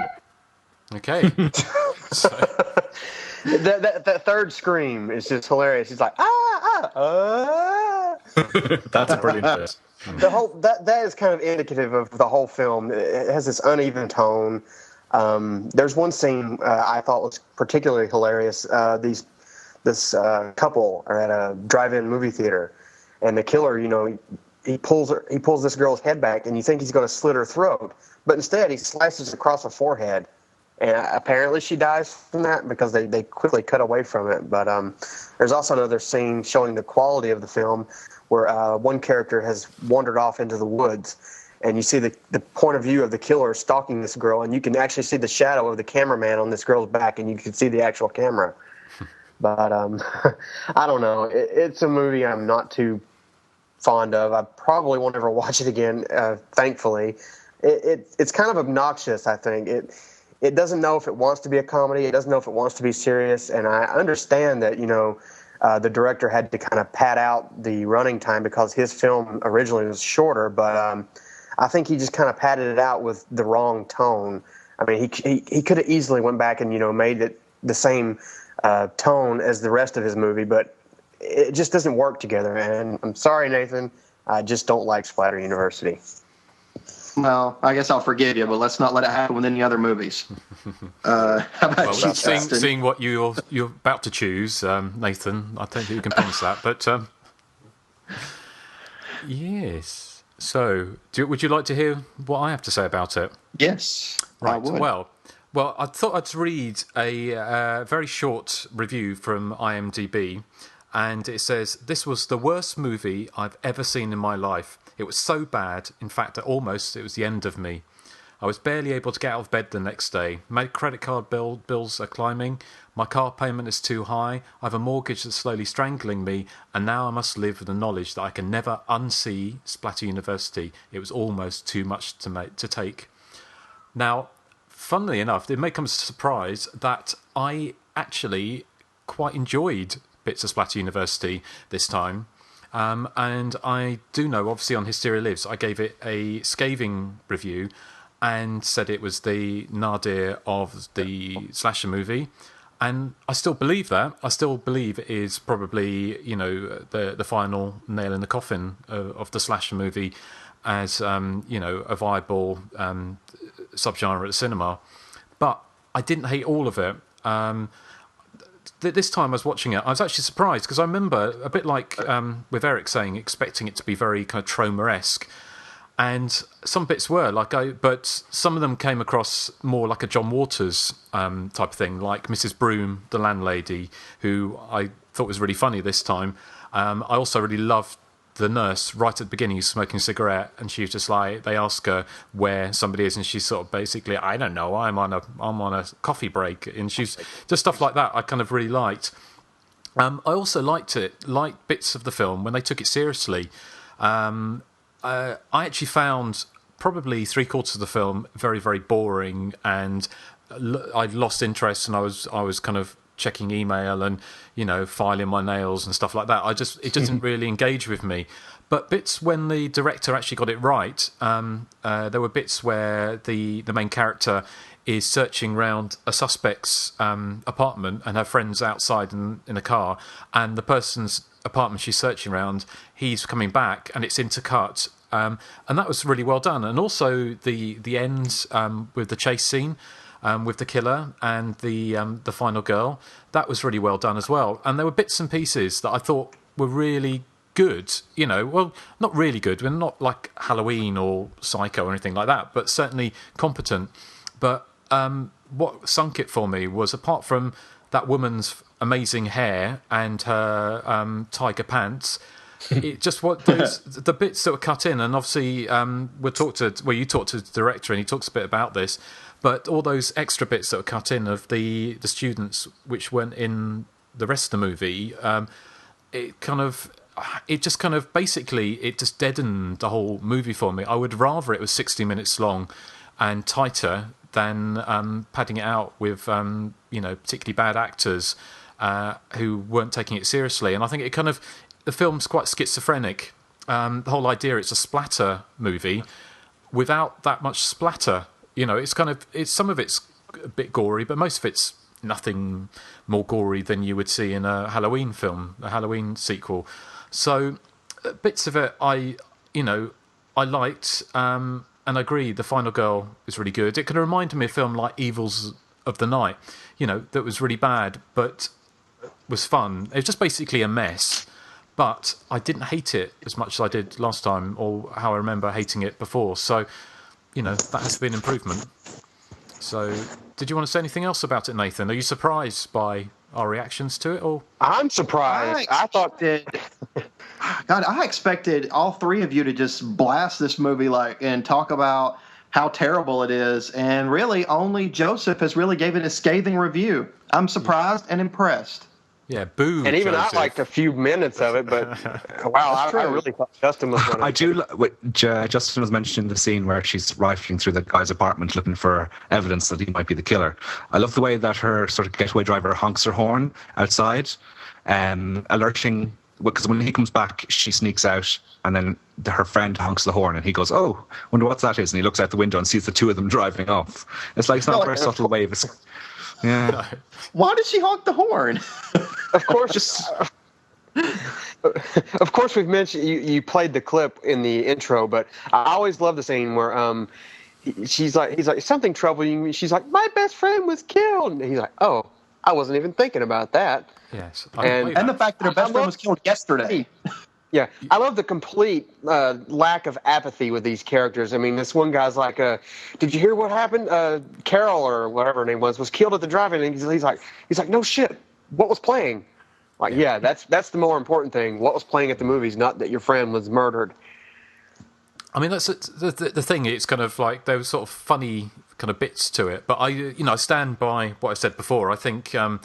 It probably was the kind of the final nail in the coffin of the slasher movie, because if something this bad could be playing so many cinemas, and when you compare it to Halloween or any of the trailers we've done today, it is a pretty awful movie, but it has a few redeeming qualities now for me. But I like Erik, it's not a film I would come back and watch. More than once a decade. I guess the nicest thing I can say about it is it's not the worst slasher film I've ever seen by far, but I don't think I'll ever watch it again. Hopefully, I will have to watch it again. I have a theory. I think that maybe the reason the three of you didn't just completely annihilate this movie this time is because there has been so many awful direct-to-video movies lately that it's just like lazy and shot with like a handheld camera, and you could tell they didn't really try or anything. And Splatter University, I really think that the director tried. I mean, it may not be the greatest movie out there by far, but I could tell they actually put a lot of work into it. Whereas a lot of movies today, I don't think they do. No, I think it's a fair comment. I could agree with that. I think it's a fair comment. I mean, do we? I'm not sure how much you've been to dig up on the film, but should we cut to the interview with the director now? Yes. Okay, Nathan, do you want to introduce that? Yes, I was able to contact the writer-director, Richard W. Haynes, and he had some funny, interesting stories to tell. So if you could play that, Justin. Yeah, here we go. That's very strange. There was a woman killed in the school I'm teaching at. It happened a few months ago. Do you know anything about it? Yes. I saw pictures of her body in the newspapers. Blood all over the place. It was awful. Oh, I don't even want to talk about it. Now, you take when Mrs. Crawley decided to do away with her husband. Mrs. Crawley? Who's she? Oh, she lived here a little over a year ago. Now, all she had to do was put some arsenic into Mr. Crawley's prune juice. Went just like that. Didn't feel a thing. That's a much nicer way, don't you think? Well, I guess my first question is, how did Splatter University come about? Let's see, going back to 1975 to 1979, I was at NYU, and one of my roommates there was John Michaels, and we kept discussing law school about making our own horror flick when we graduated, but first we needed some professional production experience. So we both went off and we got out of NYU and worked on some low-budget pictures. I did the sound editing on Charles Kaufman's Mother's Day, and then I did some more editing on some other trauma flicks, like First Turn On. And John works on some movies, and then when we thought we had enough experience, we decided to give it a shot at our own picture. Now, we had very limited funds. I mean, we made the film for literally $50,000, not much, only $25,000 up front. And so we had to shoot it in 16 millimeter and then later blow it up. That was the cheapest way to go. And other films had gone that route and been very successful, like the Texas Chainsaw Massacre and Maniac. So that's how we got it going. Great. What made you choose the horror genre, for your first feature? Well, it's the easiest genre to do. As long as you got some good effects in there, you should be able to make a successful horror flick, or at least sell one. The other reason is, going back in time, the home video market was just emerging at the time, specifically VHS. It was lucrative as the VHS tapes were so expensive. They were being sold for anywhere from $50 to $60 wholesale. So even if you only sold a limited number of them, you could make a lot of money. Compared to DVDs now, which only cost about $1 to make. Anyway, we looked into it, and the video companies, a lot of major companies were a little reluctant to sell their movies in these new formats, but not the indies. And so there were a lot of independent video companies willing to pay lots of money for low-budget independent horror flicks. So we went that route because we knew we'd be able to sell it. For example, Vestron Video paid $150,000 for the rights to release Splatter on VHS, and it only cost us $50,000. So right there we came out ahead. So that was the other reason. At the time, the VHS market was very, very lucrative for independent horror flicks. Most of those companies went out of business in the interim, and then the majors took over. But at the time, a lot of indie production companies and indie distributors were willing to buy product that people like me made, so that's why we went that route. Okay. Are you a fan of horror films? And if so, what are some of your favorites? Yeah, I'm a fan of horror films, but are very specifically character-driven horror flicks, ones where you have very strong characterization. That way you can watch them, how I describe it, subjectively rather than objectively. I'm not a big fan of gore films or films that just have a lot of gore, people getting hacked up, because I know how the effects are done, and, so what? But if I can get involved with the characters, then I like the gore. When they're attacked or something, I feel like I have something invested in them. So my favorite flicks would be films like Psycho, Carnival of Souls, Night of the Living Dead, Jaws, Carrie, which had really strong characterization. I don't actually like slasher films as a general rule, although I'll make an exception of Halloween, which had good characterization. I also like horror spoofs. I don't mind the gore, actually. I like the gore in horror spoofs. So two of my favorite horror spoofs are Paul Morrissey's Flesh for Frankenstein and Blood for Dracula, which are really, really outrageous. I saw them when they came out. Flesh for Frankenstein was in 3D. The American titles were Andy Warhol's Frankenstein and Andy Warhol's Dracula, even though he had nothing to do with them. They were Morrissey films. Okay. Yeah, I haven't seen those, so I'll have to check those out now that you mentioned check them out. They're really, really outrageous. And in fact, they influenced me. And how difficult was it to write and direct your first feature film and to seek distribution for it? Well, distribution wasn't a problem. I was working at Troma at the time, editing their film, so, my told them they could distribute it because I'd be able to keep track of it. But it was a short-term contract, and I left Troma in 1986 to form my own company to produce and market films called New Wave Film Distribution, and I've made 7 films since then. So we gave it to them first, and I got the rights back and distributed it now, so that wasn't a problem. In terms of directing, I'd gone to film school, and I knew what it took to direct a film. You have to rehearse the actors, a lot of preparation. You have to storyboard all your shots, but that's not the trick. You can do all that, and then nothing goes right during a shoot. The trick is troubleshooting, and that's what makes it difficult. On the first film, I didn't have all the troubleshooting experience. What happens when you're running out of light? What happens when things go wrong? What happens when an actor doesn't show up? Well, in the case of one scene, I ended up playing the role myself. I played one of the priests because the actor didn't show up. So troubleshooting is something that comes from years of experience, and that's the toughest thing for a first-time filmmaker. Not getting it all done and prepared, and all the things that go wrong, how do you handle it? And I was able to handle it, but that was the most difficult thing for me, when all the things go wrong, and how do you pick up the pieces and keep it going and get everything on film.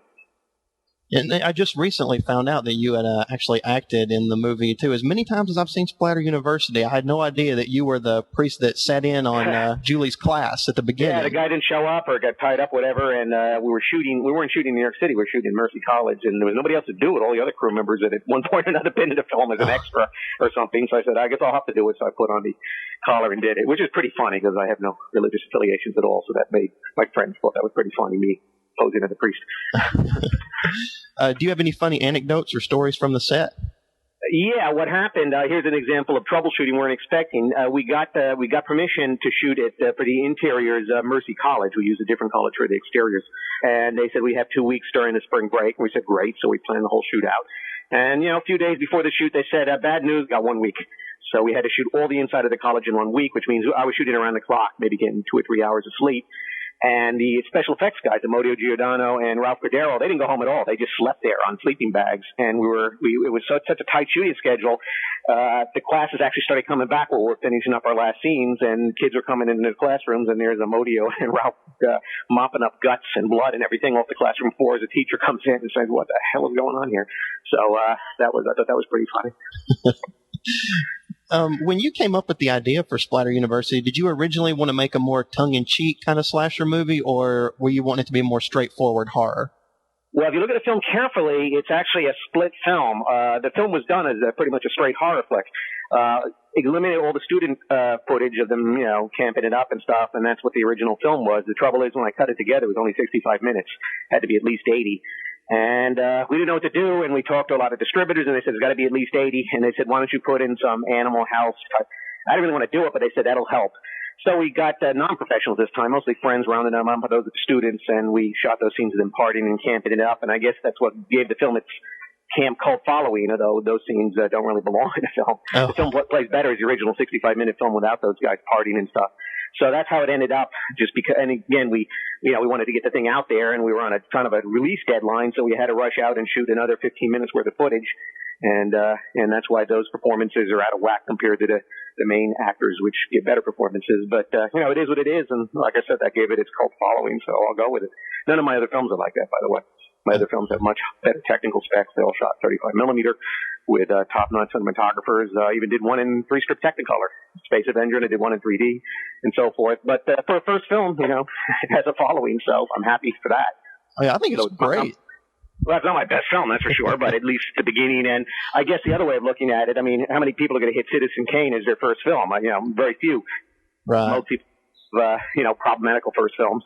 But the most important thing for a filmmaker is that it makes money, and it did. It did very, very well. So no matter what you make, actually Citizen Kane bombed when it came out. So it's better to make a film that makes money as your first film so you can get financing for another one that make a film that maybe it's a great artistic success and makes no money, and that's your only film. So that's another way of looking at it. Oh, yeah, that's true. Very true. Were any scenes cut from the film? Well, not in the video version. For theatrical, we had to play the ratings game at the time. In fact, 2 of my films, I got so sick of playing games with the MPAA, I just didn't bother to rate them after Class of Newcomb High. What happens is that the rating system was really set up for major studio films. And they, in some cases, almost get the rating they demand because of all the money's at stake. For indie films, they tend to rate them a lot harsher than with the same content in a mainstream movie.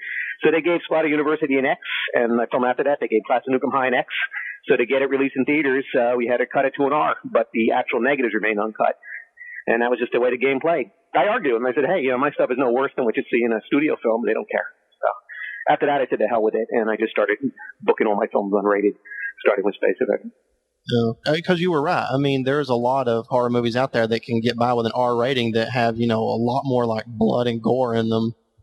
Well, the same thing with nudity. I mean, if I had I have topless nudity, and I don't have any nudity in Splatter, but I have topless nudity in most of my other films. I get an automatic R, but if you're Titanic and it costs $200 million, you're going to get PG-13 because a lot of money's at stake. And the MPA is really not that much different than the production code. The more clout you have, the better they're going to treat you. So, that's why David O. Selznick can get away with all the stuff he did at Gone with the Wind. He had a lot of clout.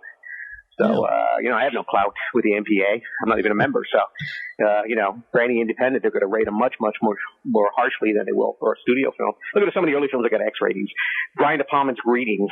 The main problem with an X, which is why it's preferable to go unrated, is at least back then, a lot of theaters just would not book an X film, even if it was X for gore. They just don't want to do it. And also some newspapers would not accept advertising for anything rated X. So you do have the option of going unrated, but again, some theaters will not book an unrated film or not book a film without a classification. So it could limit your marketability. Maybe it would, maybe it wouldn't, but that's one of the problems you had to face back then. And one thing I've noticed, back when I first watched Splatter University is how surprised I was at what ends up happening with Julie, because killing off the main character in a horror movie was kind of rare at the time. Was it always your plan to have Julie killed off, and why did you decide to go that route? Well, it goes all the way back in 1972. It's like really strange. Of all places, I went to Las Vegas Cinerama Theater, Cinerama Dome, and I saw a double bill, Ben and Night of the Living Dead. And Night of the Living Dead, left a tremendous impact on me. Mostly they just won't expect it as a general rule, and that's one of the reasons I did it. So. And she's likable, too. She gives the best performance in the film. So, I don't think people expected her to get slaughtered like that at the end. No. She's such a nice character in the movie, so you really think, she's going to live, and then you kind of get the rug pulled out from under you. So I thought that was the idea, so at least it gives a little bit of an edge to the film. Did Splatter University get a theatrical release? Oh, yeah. Well, yes, it played, going back in time, in the pre-Giuliani Times Square, it played all the grindhouses and stuff. It actually played some double bills. It played in the double bill with Igor and the Lunatics, and it played in the double bill with American Werewolf from London. And it also played drive-ins and stuff. Back then, again, we're going back in time 30 years ago, it was a completely different marketplace out there for indie films. And there were still lots of drive-ins and grindhouses. Well, they all folded in the interim. But if you could make a low-budget film, that's obviously the places you would try to get them booked, because they not only did well there, but they were willing to book it at all. So it played the Criterion in New York, which was a multiplex, and that's about the most mainstream one it did. The rest were drive-ins and grindhouses. Grindhouse audience is very interesting. It's kind of an audience interaction thing. They talk to the screen, they yell at the screen. It's kind of fun to watch the audience in a grindhouse. I can imagine, anytime a character does something, because, in a horror movie, that's just kind of the way it is. Characters make decisions that people sitting in the theater say, I'd never make, so they start screaming at the screen. Oh, they scream at them, don't go down there, what's the matter with you? So it's a sort of an audience participation type of cinema. That, and there's probably some drug dealing and prostitution in there. So I used to stand in the back. I didn't go sit among the audience. I stood in the back and observed. On Times Square, they had a little VHS cassette of Trailer playing in a box, and the audiences were getting so rowdy in the Times Square denizens, they were banging on the box and stuff. They later turned off the sound, so you had to watch it without the sound. I thought that was pretty funny. Have you considered making a sequel? No. I got too many other things. Probably going to make, actually I have in the works a sequel to my latest film, which is What Really Frightens You. But, no, I don't think I want to make a sequel to Splatter. I mean, everybody's dead. What are you going to do it from there? So. Yeah, you'd have to go a whole new route with all brand new characters. Story together. I didn't really lend it the way the film was structured to have a follow-up. So it basically would just be another movie with a title, Splatter University too. So at this point in time, I don't think I want to do that. Do you keep in contact with any of the cast and crew? Yeah, I'm in contact. Well, Francine Forbes is now called Forbes Riley, and she's kind of a famous infomercial actress selling exercise equipment on TV. She used to work a lot with Jack LaLanne. You'd be channel hopping, and there she is with Jack LaLanne before he died. So, yeah, I'm in touch with her. Modio, who did these special effects, I'm in touch with him, but he doesn't work in the business anymore. He works for NASA now. John Michaels, my co-producer, he became a Greek Orthodox monk and then later a bishop, so I don't hear from him too often. And I'm trying to think of who else. I did find Rick Randig, the male lead. I was briefly in touch with him, and I don't know what happened to the rest of the people. We shot the main action 30 years ago. It was 2 shoots, actually. The first one was 81, and then we shot the additional footage 82. Well, actually, Denise, I still hear from now again. Denise takes care. She was on the second shoot. Okay, great. I actually contacted Francine Forbes, and she agreed to do an interview. I haven't heard back from her in about a week, but I know she's really busy. Yeah, well, bug her because she did the commentary when we reissued the film on Blu-ray. She already did her commentary, so I'm sure she'll do it. Oh, okay. And she did an interview for someone else too when I was there. So. Well, great. Keep bugging her. I'll email if you want and tell her to give you a call. Oh, that'd be awesome if you could do that. I'd really appreciate it. I get a little timid, I don't know if I should keep bugging her or not. Oh, you gotta bug her. And I know you're still in the entertainment industry, so what are you doing today?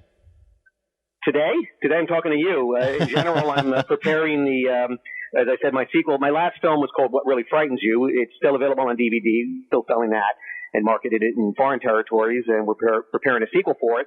And then I own my own film, so I own the rights to all the other ones. I'm going to start reissuing them on Blu-ray. None of them are on Blu-ray so far, so the other ones were Space Avenger, that's the one we did in Technicolor, and Head Games. Run for Cover, that was in 3D. We shot it in 3D, so we'll have that in 3D. Contemporary Characters, which was a film noir, and Soft Money. And these will all be coming out on Blu-ray in the near future as we prepare the packages. And Splatter will be coming out again on Blu-ray, as I said. I'll have commentary from me, from Francine, or Forbes Riley now, and Amodio. So you can hear what it was like working on the film, and they told some pretty outrageous stories. Oh, I can't wait. I'll definitely be picking it up as soon as it hits the shelves. I think the commentary will be as entertaining as the movie. I think you get a kick out of it because it was a crazy shoot. Like all low-budget shoots, it was crazy. But fun, it's a lot of fun. Yeah, I mean, I think it carries through because I think it's a fun movie to watch. It's what I call a six-pack movie. You get a little bomb watching it. It's funny. I thank you very much, Richard, for being willing to do this interview today. It's been kind of fun going down memory lane with you on Splatter University. Yeah, fortunately, my memory's still good. Actually, it's very good. Weird thing about being a filmmaker is it's all like one continuous production because I've been making movies and working nonstop since I got out of college. And I've done 8 films so far, yeah. 7 I own, and I've done 8 altogether. And the first film was like the second one, and then the third one, and the fourth one. It seems like one continuous production. It's kind of shocking when I finally see people. And it's been 30 years since I've seen them, and they look so different. I'm used to seeing them all the time in the movies as I make copies of it and stuff. They're almost like frozen in time, and now it's kind of strange to see them aged 30 years later. Yeah, I can imagine. It was interesting when I was trying to find people for interviewing Splatter University, seeing what some of them look like today. Mm-hmm. Well, Francine looks great. Oh, she looks terrific. But then again, she's selling exercise equipment. If I exercise all the time, I'd look better. But me too. I don't have the time. I don't have the time or inclination. So. All right. Well, yeah. Thank you very much. And sure. All right, send me a copy of this when you get a chance from my archive. I definitely will. I appreciate the interview, and thanks for calling. All right. Thank you. Okay. Bye-bye. Bye. Tragedy struck St. Trinian's College again today. Cynthia Lockheed, a sociology teacher, was found brutally murdered in a storage closet. Police have shut down the school for the day while they continue their investigation. School official Father Jensen commented that if this matter is not resolved within the week, the school will suffer irreparable damage as a result. All right, and that was Richard W. Haynes, and I really appreciate him taking the time out to talk to me about Splatter University. It was interesting to learn a little bit more about the film. And let's see, do either of you have any trivia to share about the movie? Okay, well, Erik? I got one. Yes, I have one bit. As you know, I specialize in the exploring the musical aspects of these films, and there's a fantastic dance sequence in a bar, I think it is, where they're all standing around a jukebox, dancing out of time, as is the norm for these type of films, to a piece of cheesy rockabilly music. Now, it may come to surprise you, Joseph and Nathan, that the band playing that piece of music are called the Pedestrians, and they are from Tennessee. They're from a town called Elizabethton. Do you know it? No. I believe it's near Kingston, actually.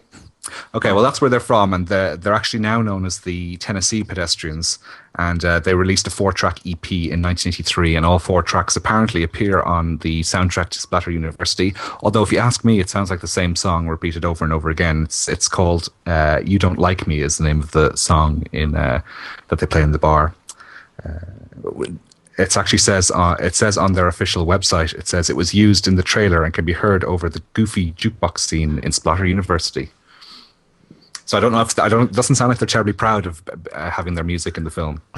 well, yes. Well, their music kind of fit the film. It is. Normally, it's Justin's job to completely diss the 80s music in these films, but I think I kind of go along with him in this one. It is kind of awful, but kind of compulsively awful, if you know what I mean. It's catchy. Yeah. I like that one. I like the other one. What is it? She's the fugitive kind. They play that. Run away, run away. Yeah. That's like the foosball of Splatter University. Justin, what do you think of the music? What do I think of the music? Well, it was kind of mostly like 50s tinge. It's like rockabilly. It's like Stray Cats or something. But yeah, it was all right. I mean, it fitted the movie pretty well, I kind of guess. But again, a lot of it reminded me that's another reason why it kind of reminded me of like an early John Waters film, where they have kind of those kind of like 50s music running through it. So yeah, it'd be interesting to know actually if the director was a John Waters fan and that's what he was trying to do. Certainly with a film like Movie House Massacre, they were definitely trying to make a John Waters type slasher movie. But yeah. Ooh, thank you for bringing that up. I love Movie House Massacre. That could be a potential pick. Fuck you. Well, I've got an interesting story with Movie House Massacre. Exactly. Well, you know Selena, the woman who plays Selena, the really bratty usherette in Movie House Massacre. Oh yeah, my favorite character. And she's amazing. And I had on the review picture of her because do you remember she kind of goes, "I'm the main attraction," and pulls open her blouse and shakes her tits at the audience. And she wrote to me and she said, "Hi, I can't remember what her name was now. Actually, Joanna. That was it, Joanna Morales." And she said, "Oh, thank you for showing my tits all over the internet." And I was like, "Oh dear, I didn't." I said I'd take it out. She said, "No, I don't really mind." And so I chatted with her for a bit, and I got an interview with her. And then basically she got stalker, and asked me to take it all down. Well, the interview that is. So. But yeah, so there you go. But she was really funny. She's just like a character. But she said that the guy who directed it, whose name escapes me, was a complete and utter asshole. Alice Rayleigh, it says here on your website. Yeah, it was Alice Rayleigh, but that's a pseudonym. It was actually Rick Sloan. Yeah, that's right.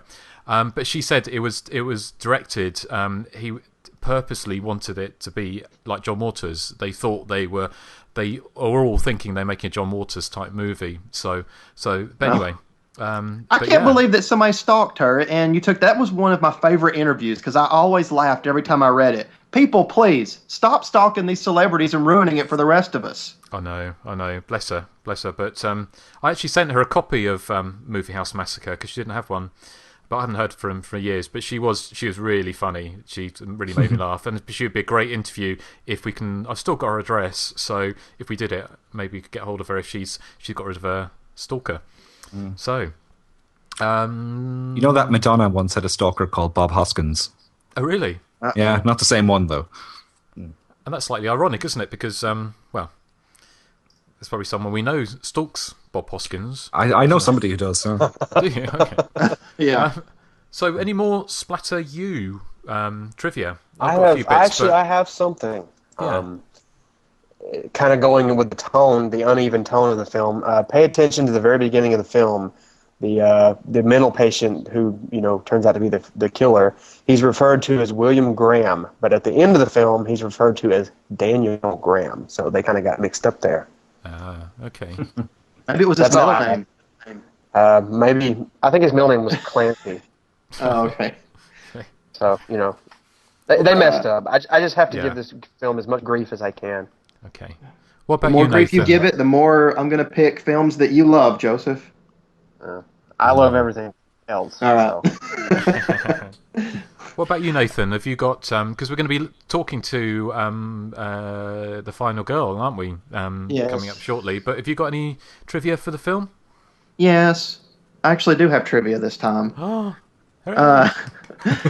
Let's see. I know that Ralph Cordero, who did some of the special effects for the movie, was only 16 when he worked on Splatter University. Wow. So, not too bad to be, that young, having to deal with special effects. Of course, he had help, obviously. I also know that the drive-in that they shot the movie in was in Peekskill, New York. And at the time they were shooting the movie, the film Alligator was playing. Okay. And actually that theater later played Splatter University. Oh, really? Oh, that's great. Yeah. Denise Texiera, I think is how you pronounce her last name. She's the redhead with the awesome fashion sense. She was actually the poster girl for the film Zombie Island Massacre, even though she never appeared in that movie. Okay. And last but not least, speaking of people who was never in the movie, the girl on the poster of Splatter University is Elizabeth Catan. And best known for being in Friday the 13th Part 7 for me as Robin. Oh, really? Okay. Yep, that's Elizabeth Catan. It's a great... I love the one-sheet poster for it. It's, me too. More so than the film, but it's a great poster, isn't it?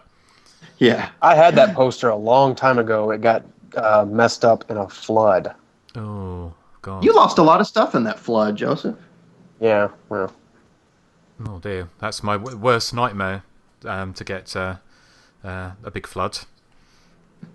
Well, not my worst nightmare, but as far as my movie memorabilia goes, or a fire would be pretty bad. But yeah, anything else, Nathan? The only other thing I have is that Vestron Video had released it in cut and uncut versions, but really the only thing the uncut one had is just some extra bloodshed. Right. That's about it for me. Okay. Well, I've got a few bits and pieces. The film was released in America on the 13th of July, 1984. It was still in release in 1985 as well, and it was actually, I've got a feeling it was teamed up with a zombie movie as a little bill. I don't know if it was Zombie Island Massacre, but it was obviously Troma put it out, and I think they struck 200 prints. And it was obviously in a regional rollout across the States.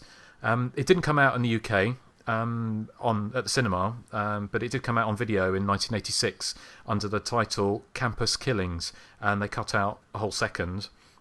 And I remember way back in, probably sort of back in the mid to late 80s, I picked up a book, and in the book it actually had a still of the scene where the woman's lying on the bathroom floor with her guts, entrails hanging out. And I remember thinking, wow, this must be the worst, as in the most gory slasher movie. And I think that's part of the reason why I was so disappointed when I finally saw it, that I thought it was going to be a really gory, it's kind of basically the ultimate slasher movie. And it wasn't for me. But just a couple of other little things. In Germany, it was released as High School of Horror. And that's about it, really. I don't think I've got anything else. I think it didn't... when I've looked at Variety, it didn't make a huge amount of money, I don't think. It said it basically made lowly amounts of money at the cinema. But obviously did enough to probably bankroll Troma's... more famous films like Toxic Avenger and some of those others. So that's Splatter You. I can actually guess. From what I'm reading, at one point I think maybe it was a working title, but apparently it was going to be called Campus Killings. Okay, but it was in the UK, right? That's in the UK. That's the cut version. That was the cut version. Did you mention that? Yeah. I'm not sure if I mentioned Campus Killings. You did mention it, yeah. Okay. It was cut by 1 second. Yeah, it was released in the UK on video, but I've never seen anything. I've never seen a cover. Did you mention that it was called Campus Killings? Because apparently I didn't pick up on it. If you did, so I apologize. You did. I did. I did. Okay. Right. Okay. Well, never mind then. Yeah. Well, stop thinking about Pamela Anderson. I'm trying to find stuff to talk about. I don't want to be the lone guy who has nothing to say about it, but whatever. Well, it's just one of those films that we don't have a lot about. But what we do have, why don't we cut to the next interview? Nathan, would you like to introduce it? Yes, I was able to get in touch with Francine Forbes, who's now known as Forbes Riley. So if you could play that clip. Yeah, here we go. Here it is. Oh. So all this stuff for me? It's addressed to you, isn't it? Yeah, but I never ordered any of it. God, I guess the school must have sent it over. Great, I'm probably in some idiot list now. I know what you mean. When Mr. Bloom died, Happy Valley Cemetery sent me all kinds of junk mail. Lists and prices of cemetery lots. Certainly not ready to move in there yet. Is that all, Mrs. Bloom? Did you remember to lock the front entrance door? Yes, Mrs. Bloom. Can never be too careful these days, you know. Good night, Mrs. Bloom. How did you get involved with Splatter University? But, it's interesting because all my life I wanted to be an actress. And I started out in high school. I went to an amazing high school where we did, just like Glee, we did 6 musicals a year and lots of plays. And I'm a good dancer. I was a girl who always fought her weight. I always had 10 to 15 extra pounds on me, so it was always an issue for me, and I couldn't sing. So I got to do the dramas, but I couldn't do the musicals, and I didn't really get to live the dream that I wanted to. So I went off to college thinking I was supposed to be a lawyer, studied very hard, and interesting enough, while I was in school, I actually had a chance to star in Shakespeare play and a couple of other plays, and my drama teacher said, this is what you should be doing. And I thought, really? My parents paid all this money for college. They're not going to like hearing this. And I packed up after school. I graduated college, get this, with 2 degrees in 3 years. I was this brain, but I went to a very academic school, so I didn't really play a lot. I thought, I'm going to be an actress. And I went off to New York, and literally the very first audition that I went to was Splatter University. Was it difficult taking on a leading role for your first acting job? Well, because here's the thing, it wasn't my very first leading role. You have to remember, if you do a Shakespeare play, that's 2.5 hours of doing Shakespearean lines. I played Rosalind As You Like It, for almost 3 hours a night on stage. And I've done theater my whole life. So I've always had leading roles. It didn't, by the way, and I don't mean to sound boastful, but it didn't surprise me because I didn't want to do anything less than the lead. I grew up watching movies and thought that's exactly where I was supposed to be. I wanted to dance with Fred Astaire and Gene Kelly. And I'm a major movie file. I would sit in the dark theater since the time I was a little girl. And I believe that I learned all about life on so many levels from watching movies. Human interaction, living in different places, being on different planets. Who knows what but I absolutely embrace film. And so one of the things that was most interesting to me was when I met Richard Haynes, the director. Here I was only 20 years old, but I had a huge film library in my head. And I think he and I spent the whole time we're shooting just talking about old movies and different styles and genres. And I just loved it more than you could possibly imagine. So what's interesting, too, is I'd never starred in a film. I had no idea, absolutely not how movies were made, which was really interesting because this was, to me, this was film school. I was so nervous about having the lead in this that I memorized the entire script, not just my part, but everything. So, and Rich will tell you this, that halfway through our script, our filming, our production manager quit. So not only did I do the lead in the film, there was no continuity girl. I tell people I invented continuity on this film because I didn't realize, you do a play, you start at 0 and you go to 100 and you do the entire thing. Well, in a movie, you can do, page 69 on your first day. It doesn't matter to anybody, but as an actress, that's damn confusing. And so one of the things that we had was we were filming in the hallways of a school. And we were filming one of the hallways. I said, but Rich, what happens when I turn the corner? Are we going to film that next? He said, no. He said, we film everything in the script that's filmed in this hallway. And I said, but I have to change my clothes 6 times. How will I ever remember what I was wearing when you go to shoot the other scene? And he's like, write it down. I thought, oh my God, well, that's continuity. In fact, every set that I've ever been on, I'm a stickler because that's what I had to do in my first film was I had to write down and remember everything, what I wore, what the earrings were, what my hair looked like. Because we were a guerrilla production. So we designed almost all of that. And so far, I don't think there's too many continuity mistakes, but I will take credit for the lack of mistakes. I thought you were terrific in the film, and even all the reviews I've read, even the ones that weren't favorable towards the film, most of them say that the lead actress was very good. Well, if you want to know what's heartbreaking, and I could cry just hearing you say that, because I did just get a chance to watch the whole film when I did my commentary. But that movie did not lead to anything professionally. No one, while it was out there, saw it. I couldn't get an agent in L.A. It's not what led to my next movie. What led to my next movie was me pounding the pavement and hounding some producer for the second film I did to get my SAG card.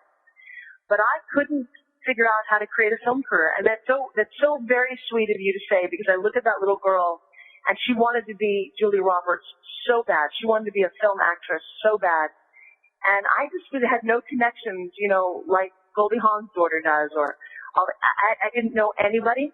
I was so lucky that first time out of the gate, and I really could never recreate that. I've worked in a lot of movies since, but I've never gotten to the level that I thought that actress in that movie should have gotten to.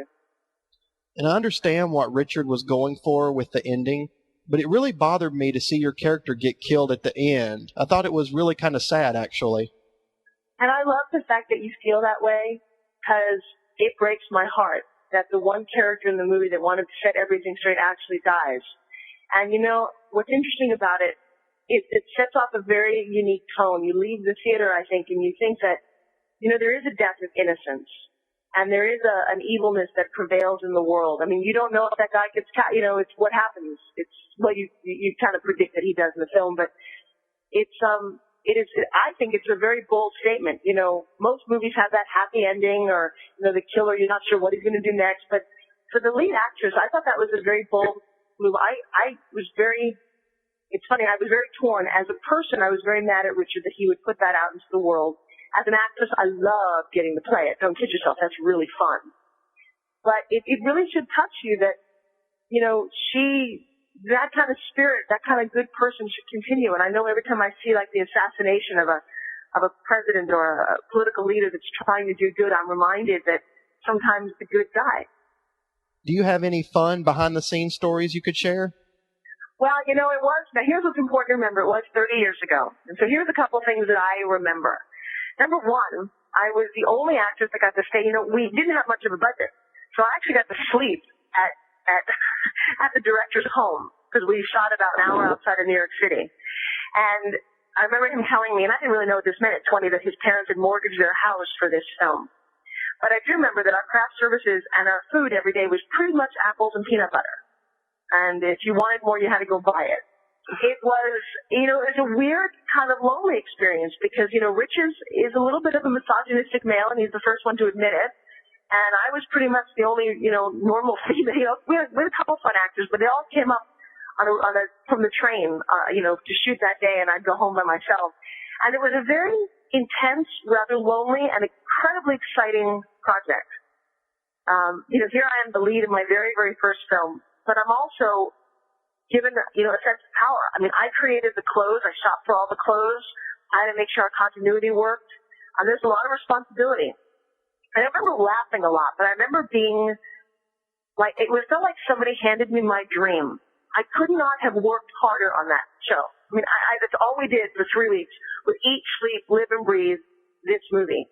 And I thought that we were making, if you take out, by the way, if you take out the kind of really teenage slasher stuff, which is Rich's original film. I don't know if he shared this with you, but his original film only ended up being like 82 minutes long, or less, 75 maybe. It had none of the gratuitous stuff. It was pretty much the story of this teacher, given the slasher stuff, and it's a powerful little indie kind of film when you take out the silly stuff. And that was the script that we shot, and that was the movie. I thought we were making an important independent movie. And then, of course, when I saw it and all the parameters of releasing a movie at the time and all the silly teenage stuff, I was a little disappointed that it kind of went down that road. But, that was the time. And Rich knew what would sell. And he had actually offered to cut out that and give me back an original cut of this movie because it's a different feel when you just look at it from that perspective. The movie does have some serious issues, like the scene where you and Kathy discuss her considering getting an abortion. So there are actually some serious issues going on amongst all the kind of goofiness with the other teenagers. Well, that's the movie that I thought we were making. And, I went into it, and you probably realize that because the tone of my character is not silly or, she does scream a lot, and you do think that she should leave the school at some point when she realizes that enough people have died. But that's just kind of how she's wired, If you analyze the fact that she was committed to taking over a position where somebody had been murdered. That's a pretty gutsy thing. And she had an awful lot of heart and a little bit of Nancy Drew. And it was all very intriguing, and it ultimately killed her, which is just should be very sad. You should leave the film and go, we just watched an innocent little flower being stepped on by somebody, by an innocent bystander, and it just went away. And you should leave going, wow, how much of an impact can I make in my life by doing positive things and helping people and pushing the envelope? So again, it'd be fun to see the movie without all the gross stuff in a real theater. I'm working on getting Rich to help me do that down in Florida because it turns out to be a very lovely little fan base. And it's funny because for so long, in my early part of my career, you even think about the name Splatter University sounds kind of funny. I used to be embarrassed about the film, primarily because of all those scenes. But it's been such a lovely full circle to be the age that I am, to still be out in the public eye working, and that people appreciate. I'm I don't think I could be more excited and honored the fact that anybody is watching Splatter University. Splatter University does have a fan following. I actually talked to Richard about that a few days ago. Well, then I guess I need to go do now one of those events where people can actually meet me. Let's still go do a little signing. I'd love to meet. Because I don't look a whole lot there. You know, it's interesting. I love the fact that, you know, Julie Parker, actually, she lived, Forbes Riley grew up, changed her name, has a great career, is out there helping women, and has this lovely lead in a movie to tell. I'd love to see how big it could get. And what are you doing today? What have you done since Splatter University? Well, I did a whole bunch of movies since in television, but like I said, I never had that superstar agent or people backing me that could have taken me to the next level in that arena, which is very sad. So I ended up doing an awful lot of infomercials. I don't know if you've seen the Jack LaLanne juicer. I now own my own fitness company that is a multi-million-dollar company. It's international. I will send you a video clip that E! News and Forbes Magazine just did on me. How ironic it would be called Forbes Magazine. Thursday night, I just won a huge award over Tony Robbins for Best Female Live Presenter on Television. I took my career to a very different level. As an actress, you have no control over your career unless you're producing the movies. And even though, remember Pia Zadora, she tried to do that? She tried by marrying a rich guy who said, I'll put you in movies. I never did that. And I couldn't figure out how Hollywood worked fast enough to get to be the actress that I thought I could be. I did an episode of 24 and, you know, all the little things. But in the world of business, there are no rules. There is nobody telling you you can or can't. In fact, there's lots of people telling you can't, and I laugh at those people. I love those people. Come on, give me more than I can't. Because everything you say I can't, that's what I do. And I do it bigger and better than you would have ever imagined because I don't live by the same limitations that other people do. And I don't know where I got all that, but I'll tell you what, it's been inspiring. It hasn't been inspiring just to hang out with Rich. You know, Rich had a little dream of creating movies he wanted to on his own terms. Nobody tells Rich what kind of movies to make. He does his own thing. Well, I've managed to do my own thing as well, and it has been exhilarating. I mean, my goal right now is to take on Tony Robbins as one of the most amazing, you know, motivational speakers you've ever seen. All right, well, wrapping up, thank you very much, Forbes. It's been great chatting with you. All right, Hugh. Well, thank you so very much. Conclusions, you might be in the recreation world. Sure as hell hope so. But it's not likely to lose our appointment. He likes to talk, sometimes for hours. Miss Collins. Yeah? We were wondering if you William knew... Graham missed our appointment this morning. Do you know where we can find him? I haven't the faintest idea. I'm on my coffee break. Thanks. See what happens when you cut staff? All right, and that was Forbes Riley. And I have to admit, I had the hardest time, she and I did, trying to finally get a hold of each other. Luckily, Richard... Eric, you're just very immature today. Justin went tee first. It's just the way that stuff gets pronounced. You know, you don't think about it while you're saying it until it's too late. And then it comes off all wrong. Okay. I'm going to try this. She and I had the most difficult time having a telephone conversation with each other.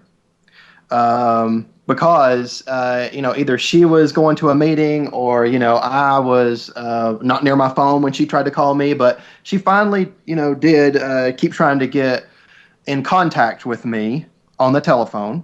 Mm-hmm. You know, the interview turned out pretty well, I think. Some interesting comments in there. But anyway, let's see. What's left with Splatter University, you guys? Well, if we ever release a DVD of our show, we need to put the original audio of that interview of yours. No, because you can't hear it. You can't hear anything I say. Yeah, it's like, Nathan. I do. I sound like Sylvester the cat. Wow, that would have been good. Well, we'll play that for a special edition, definitely. One thing I did note about Splatter University is that it's yet another slasher film that has an unnecessary toilet scene in it. It has a woman. Yes, a woman sitting on the loo, going. Goes, Yeah, it's like the female version of Harold from Friday the 13th Part 3. Also, I found out, I don't know if you know this, but apparently Splatter University at one point was also known as Campus Killings. Oh yeah. Thank you for that. By the way, it was also released in the UK as Campus Killings. Did you know? Did you know that it's Toya's favorite film? That should give it more clout with Erik. Yeah, definitely. That's my favorite film now as well. I've changed my mind. Is it? I think the bathroom scene is kind of sleazy because, she's a teacher. And, not only is it showing her actually go to the bathroom, but, I mean, she's, like, drawing on the walls and stuff, too. I mean, teachers need to go to the toilet, too. Yeah, but one it's thing like was, she's riding on the pans over from her. Well, the one thing I always wondered, it pans over from her, and then you see the killer's legs. What I'm wondering is, was he standing there waiting for her, or was he actually, dropping a deuce waiting on her? Well, he's in the women's bathroom. Why would he be in there? I think maybe he he needed to go. I've often been in a women's bathroom. Maybe he needed to go, and he's like, well, I'm going to kill her anyway. I might as well, clean my bowels. Have we actually spoiled the film? Because, I mean, obviously, you always spoil the film. We haven't. I was going The to killer is the Monsignor in the wheelchair. That's the spoiler. Yeah, the dean of the school is the killer. And one thing I did like, and that's actually more of a serious scene in the film, is after he kills the heroine and he goes back to his office, the love interest comes into his office, like pretty much knowing that he's the killer after he's found his dead girlfriend. And the dean of the school is like trying to say, like, what are you doing? Did you break in here? And the guy looks at the wall, and when he turns around, the cross is bleeding. I thought that was actually a pretty nice touch in an otherwise cheesy movie. Yeah. I got a question for you guys pertaining to Splatter University. Okay. What do you think? How do you think a guy who was in a mental institution could escape and immediately get a job as a Monsignor, which is a trusted position? How does he do that? Well, Catholic priests have done a lot worse than that, haven't they? Yeah. Fake ID. He probably just threw on, a priest outfit and just walked in. Well, they do say at the end, it's like, oh, don't they check records anymore? Oh, they will in future, or something like that in the final scene. Yeah. I mean, it is a bit silly, but it's no sillier than anything else in the film. This is true, especially with him going, I've damned my soul by allowing these women to drain my precious fluids. Yeah. Well, take that seriously. At least it was women draining his precious fluids and not, What is it? Does he mean like his 7-Up from the It fridge? could be. It could be. It was. He doesn't have any of those other Catholic predilections. I think. Well, I was brought up Catholic, and I'm sure. Were you, Erik? Are you? And you turned out fine. I turned out fine. No, Look I was at me. brought up Look a at me. Protestant. Were you? Yeah. Oh, well. I've got it worse. I was brought up Southern Baptist. Oh my God. That's when they scream and yell in the church and run up and down the aisles. I was scared to death. That was scarier to me than any horror movie. Is that why your dad screams at movies? No, my dad screams at movies because he's got a temper problem. You guys should hear my dad. He'll watch a movie like he watched the first Saw, and at the end, the fact that, spoiler alert, but everybody should have seen it by now, the fact that the killer gets away with it, my dad's just jumping up and down. Who does that bastard think he is? Was this in the cinema? No, it was at home. Oh, it's okay. So, do you do tongues and stuff? I don't think they ever spoke in tongues at the church I was brought up in, but they did do a lot of screaming, and one woman would always faint. She would just like collapse in the aisle and just lay there for like 10 minutes and then get back up and start jumping around again. So sounds more exciting than the church services I was dragged to as a child. And you had to go to these services? You actually went to my these parents made me. Oh, wow. When I got old enough, I didn't go anymore. That explains a lot, actually. I always wanted to be a Satanist. It just looks like non-stop sex. Satanist. For everyone listening out there, that explains a lot. I've known Nathan for 10 years personally, so that explains a lot now. Well, if you watch all those Euro horror movies, Justin, from the 70s, it makes Satanism look really sexy. Yeah, it is sexy. It's all sex sex. with goats Everybody's and just been stuff. sexual. Yeah. Who wouldn't want a big red hot poker going up their ass? Edward II? That's a pitchfork, isn't it? It's not a poker. I said poker. Red hot poker. Okay. I was throwing a little innuendo in there. I get it. See, it takes me a while. I'm the dumb one in the podcast, so it takes me a while to get stuff into my brain. Oh, don't put yourself down, Nathan. That's Once our job. again, our episode is going to hell. No pun intended. I think the listeners kind of expect it now. That we're going to get off topic at the end. The rambling on. We probably just need to be tighter, don't we? So, on that bombshell, you're very immature today, Justin. Yeah. And you 56 years of age. You should 56. I know. I need taking You're in almost hand. as old as Susie. You should stop that. Yeah. Almost as old as Susie, and you're acting that way. Yeah. I think it's funny because Justin's saying these comments on purpose, and I'm doing my best to try to avoid them, but, I'm just stumbling into them with, we tried to get a hold of each other. If you put your mind to it, Nathan, I'm sure you can pull it off. Right. Okay. Here's my maturity for all these, you guys.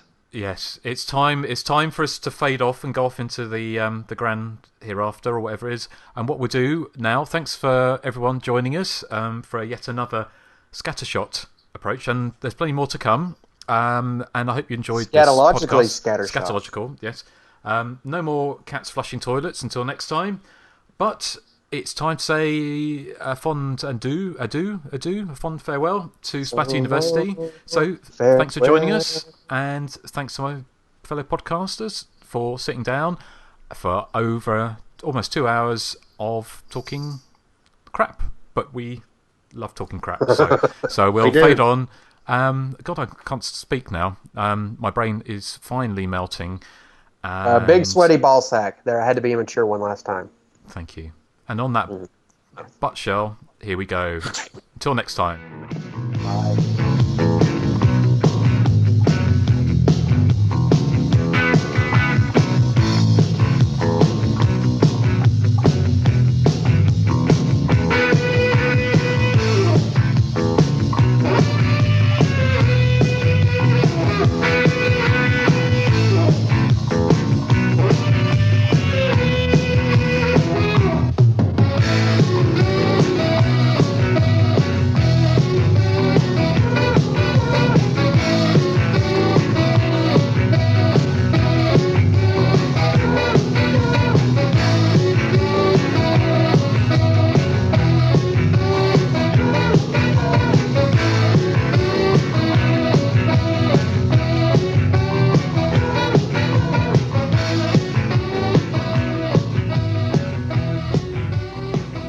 No wonder things like that happen.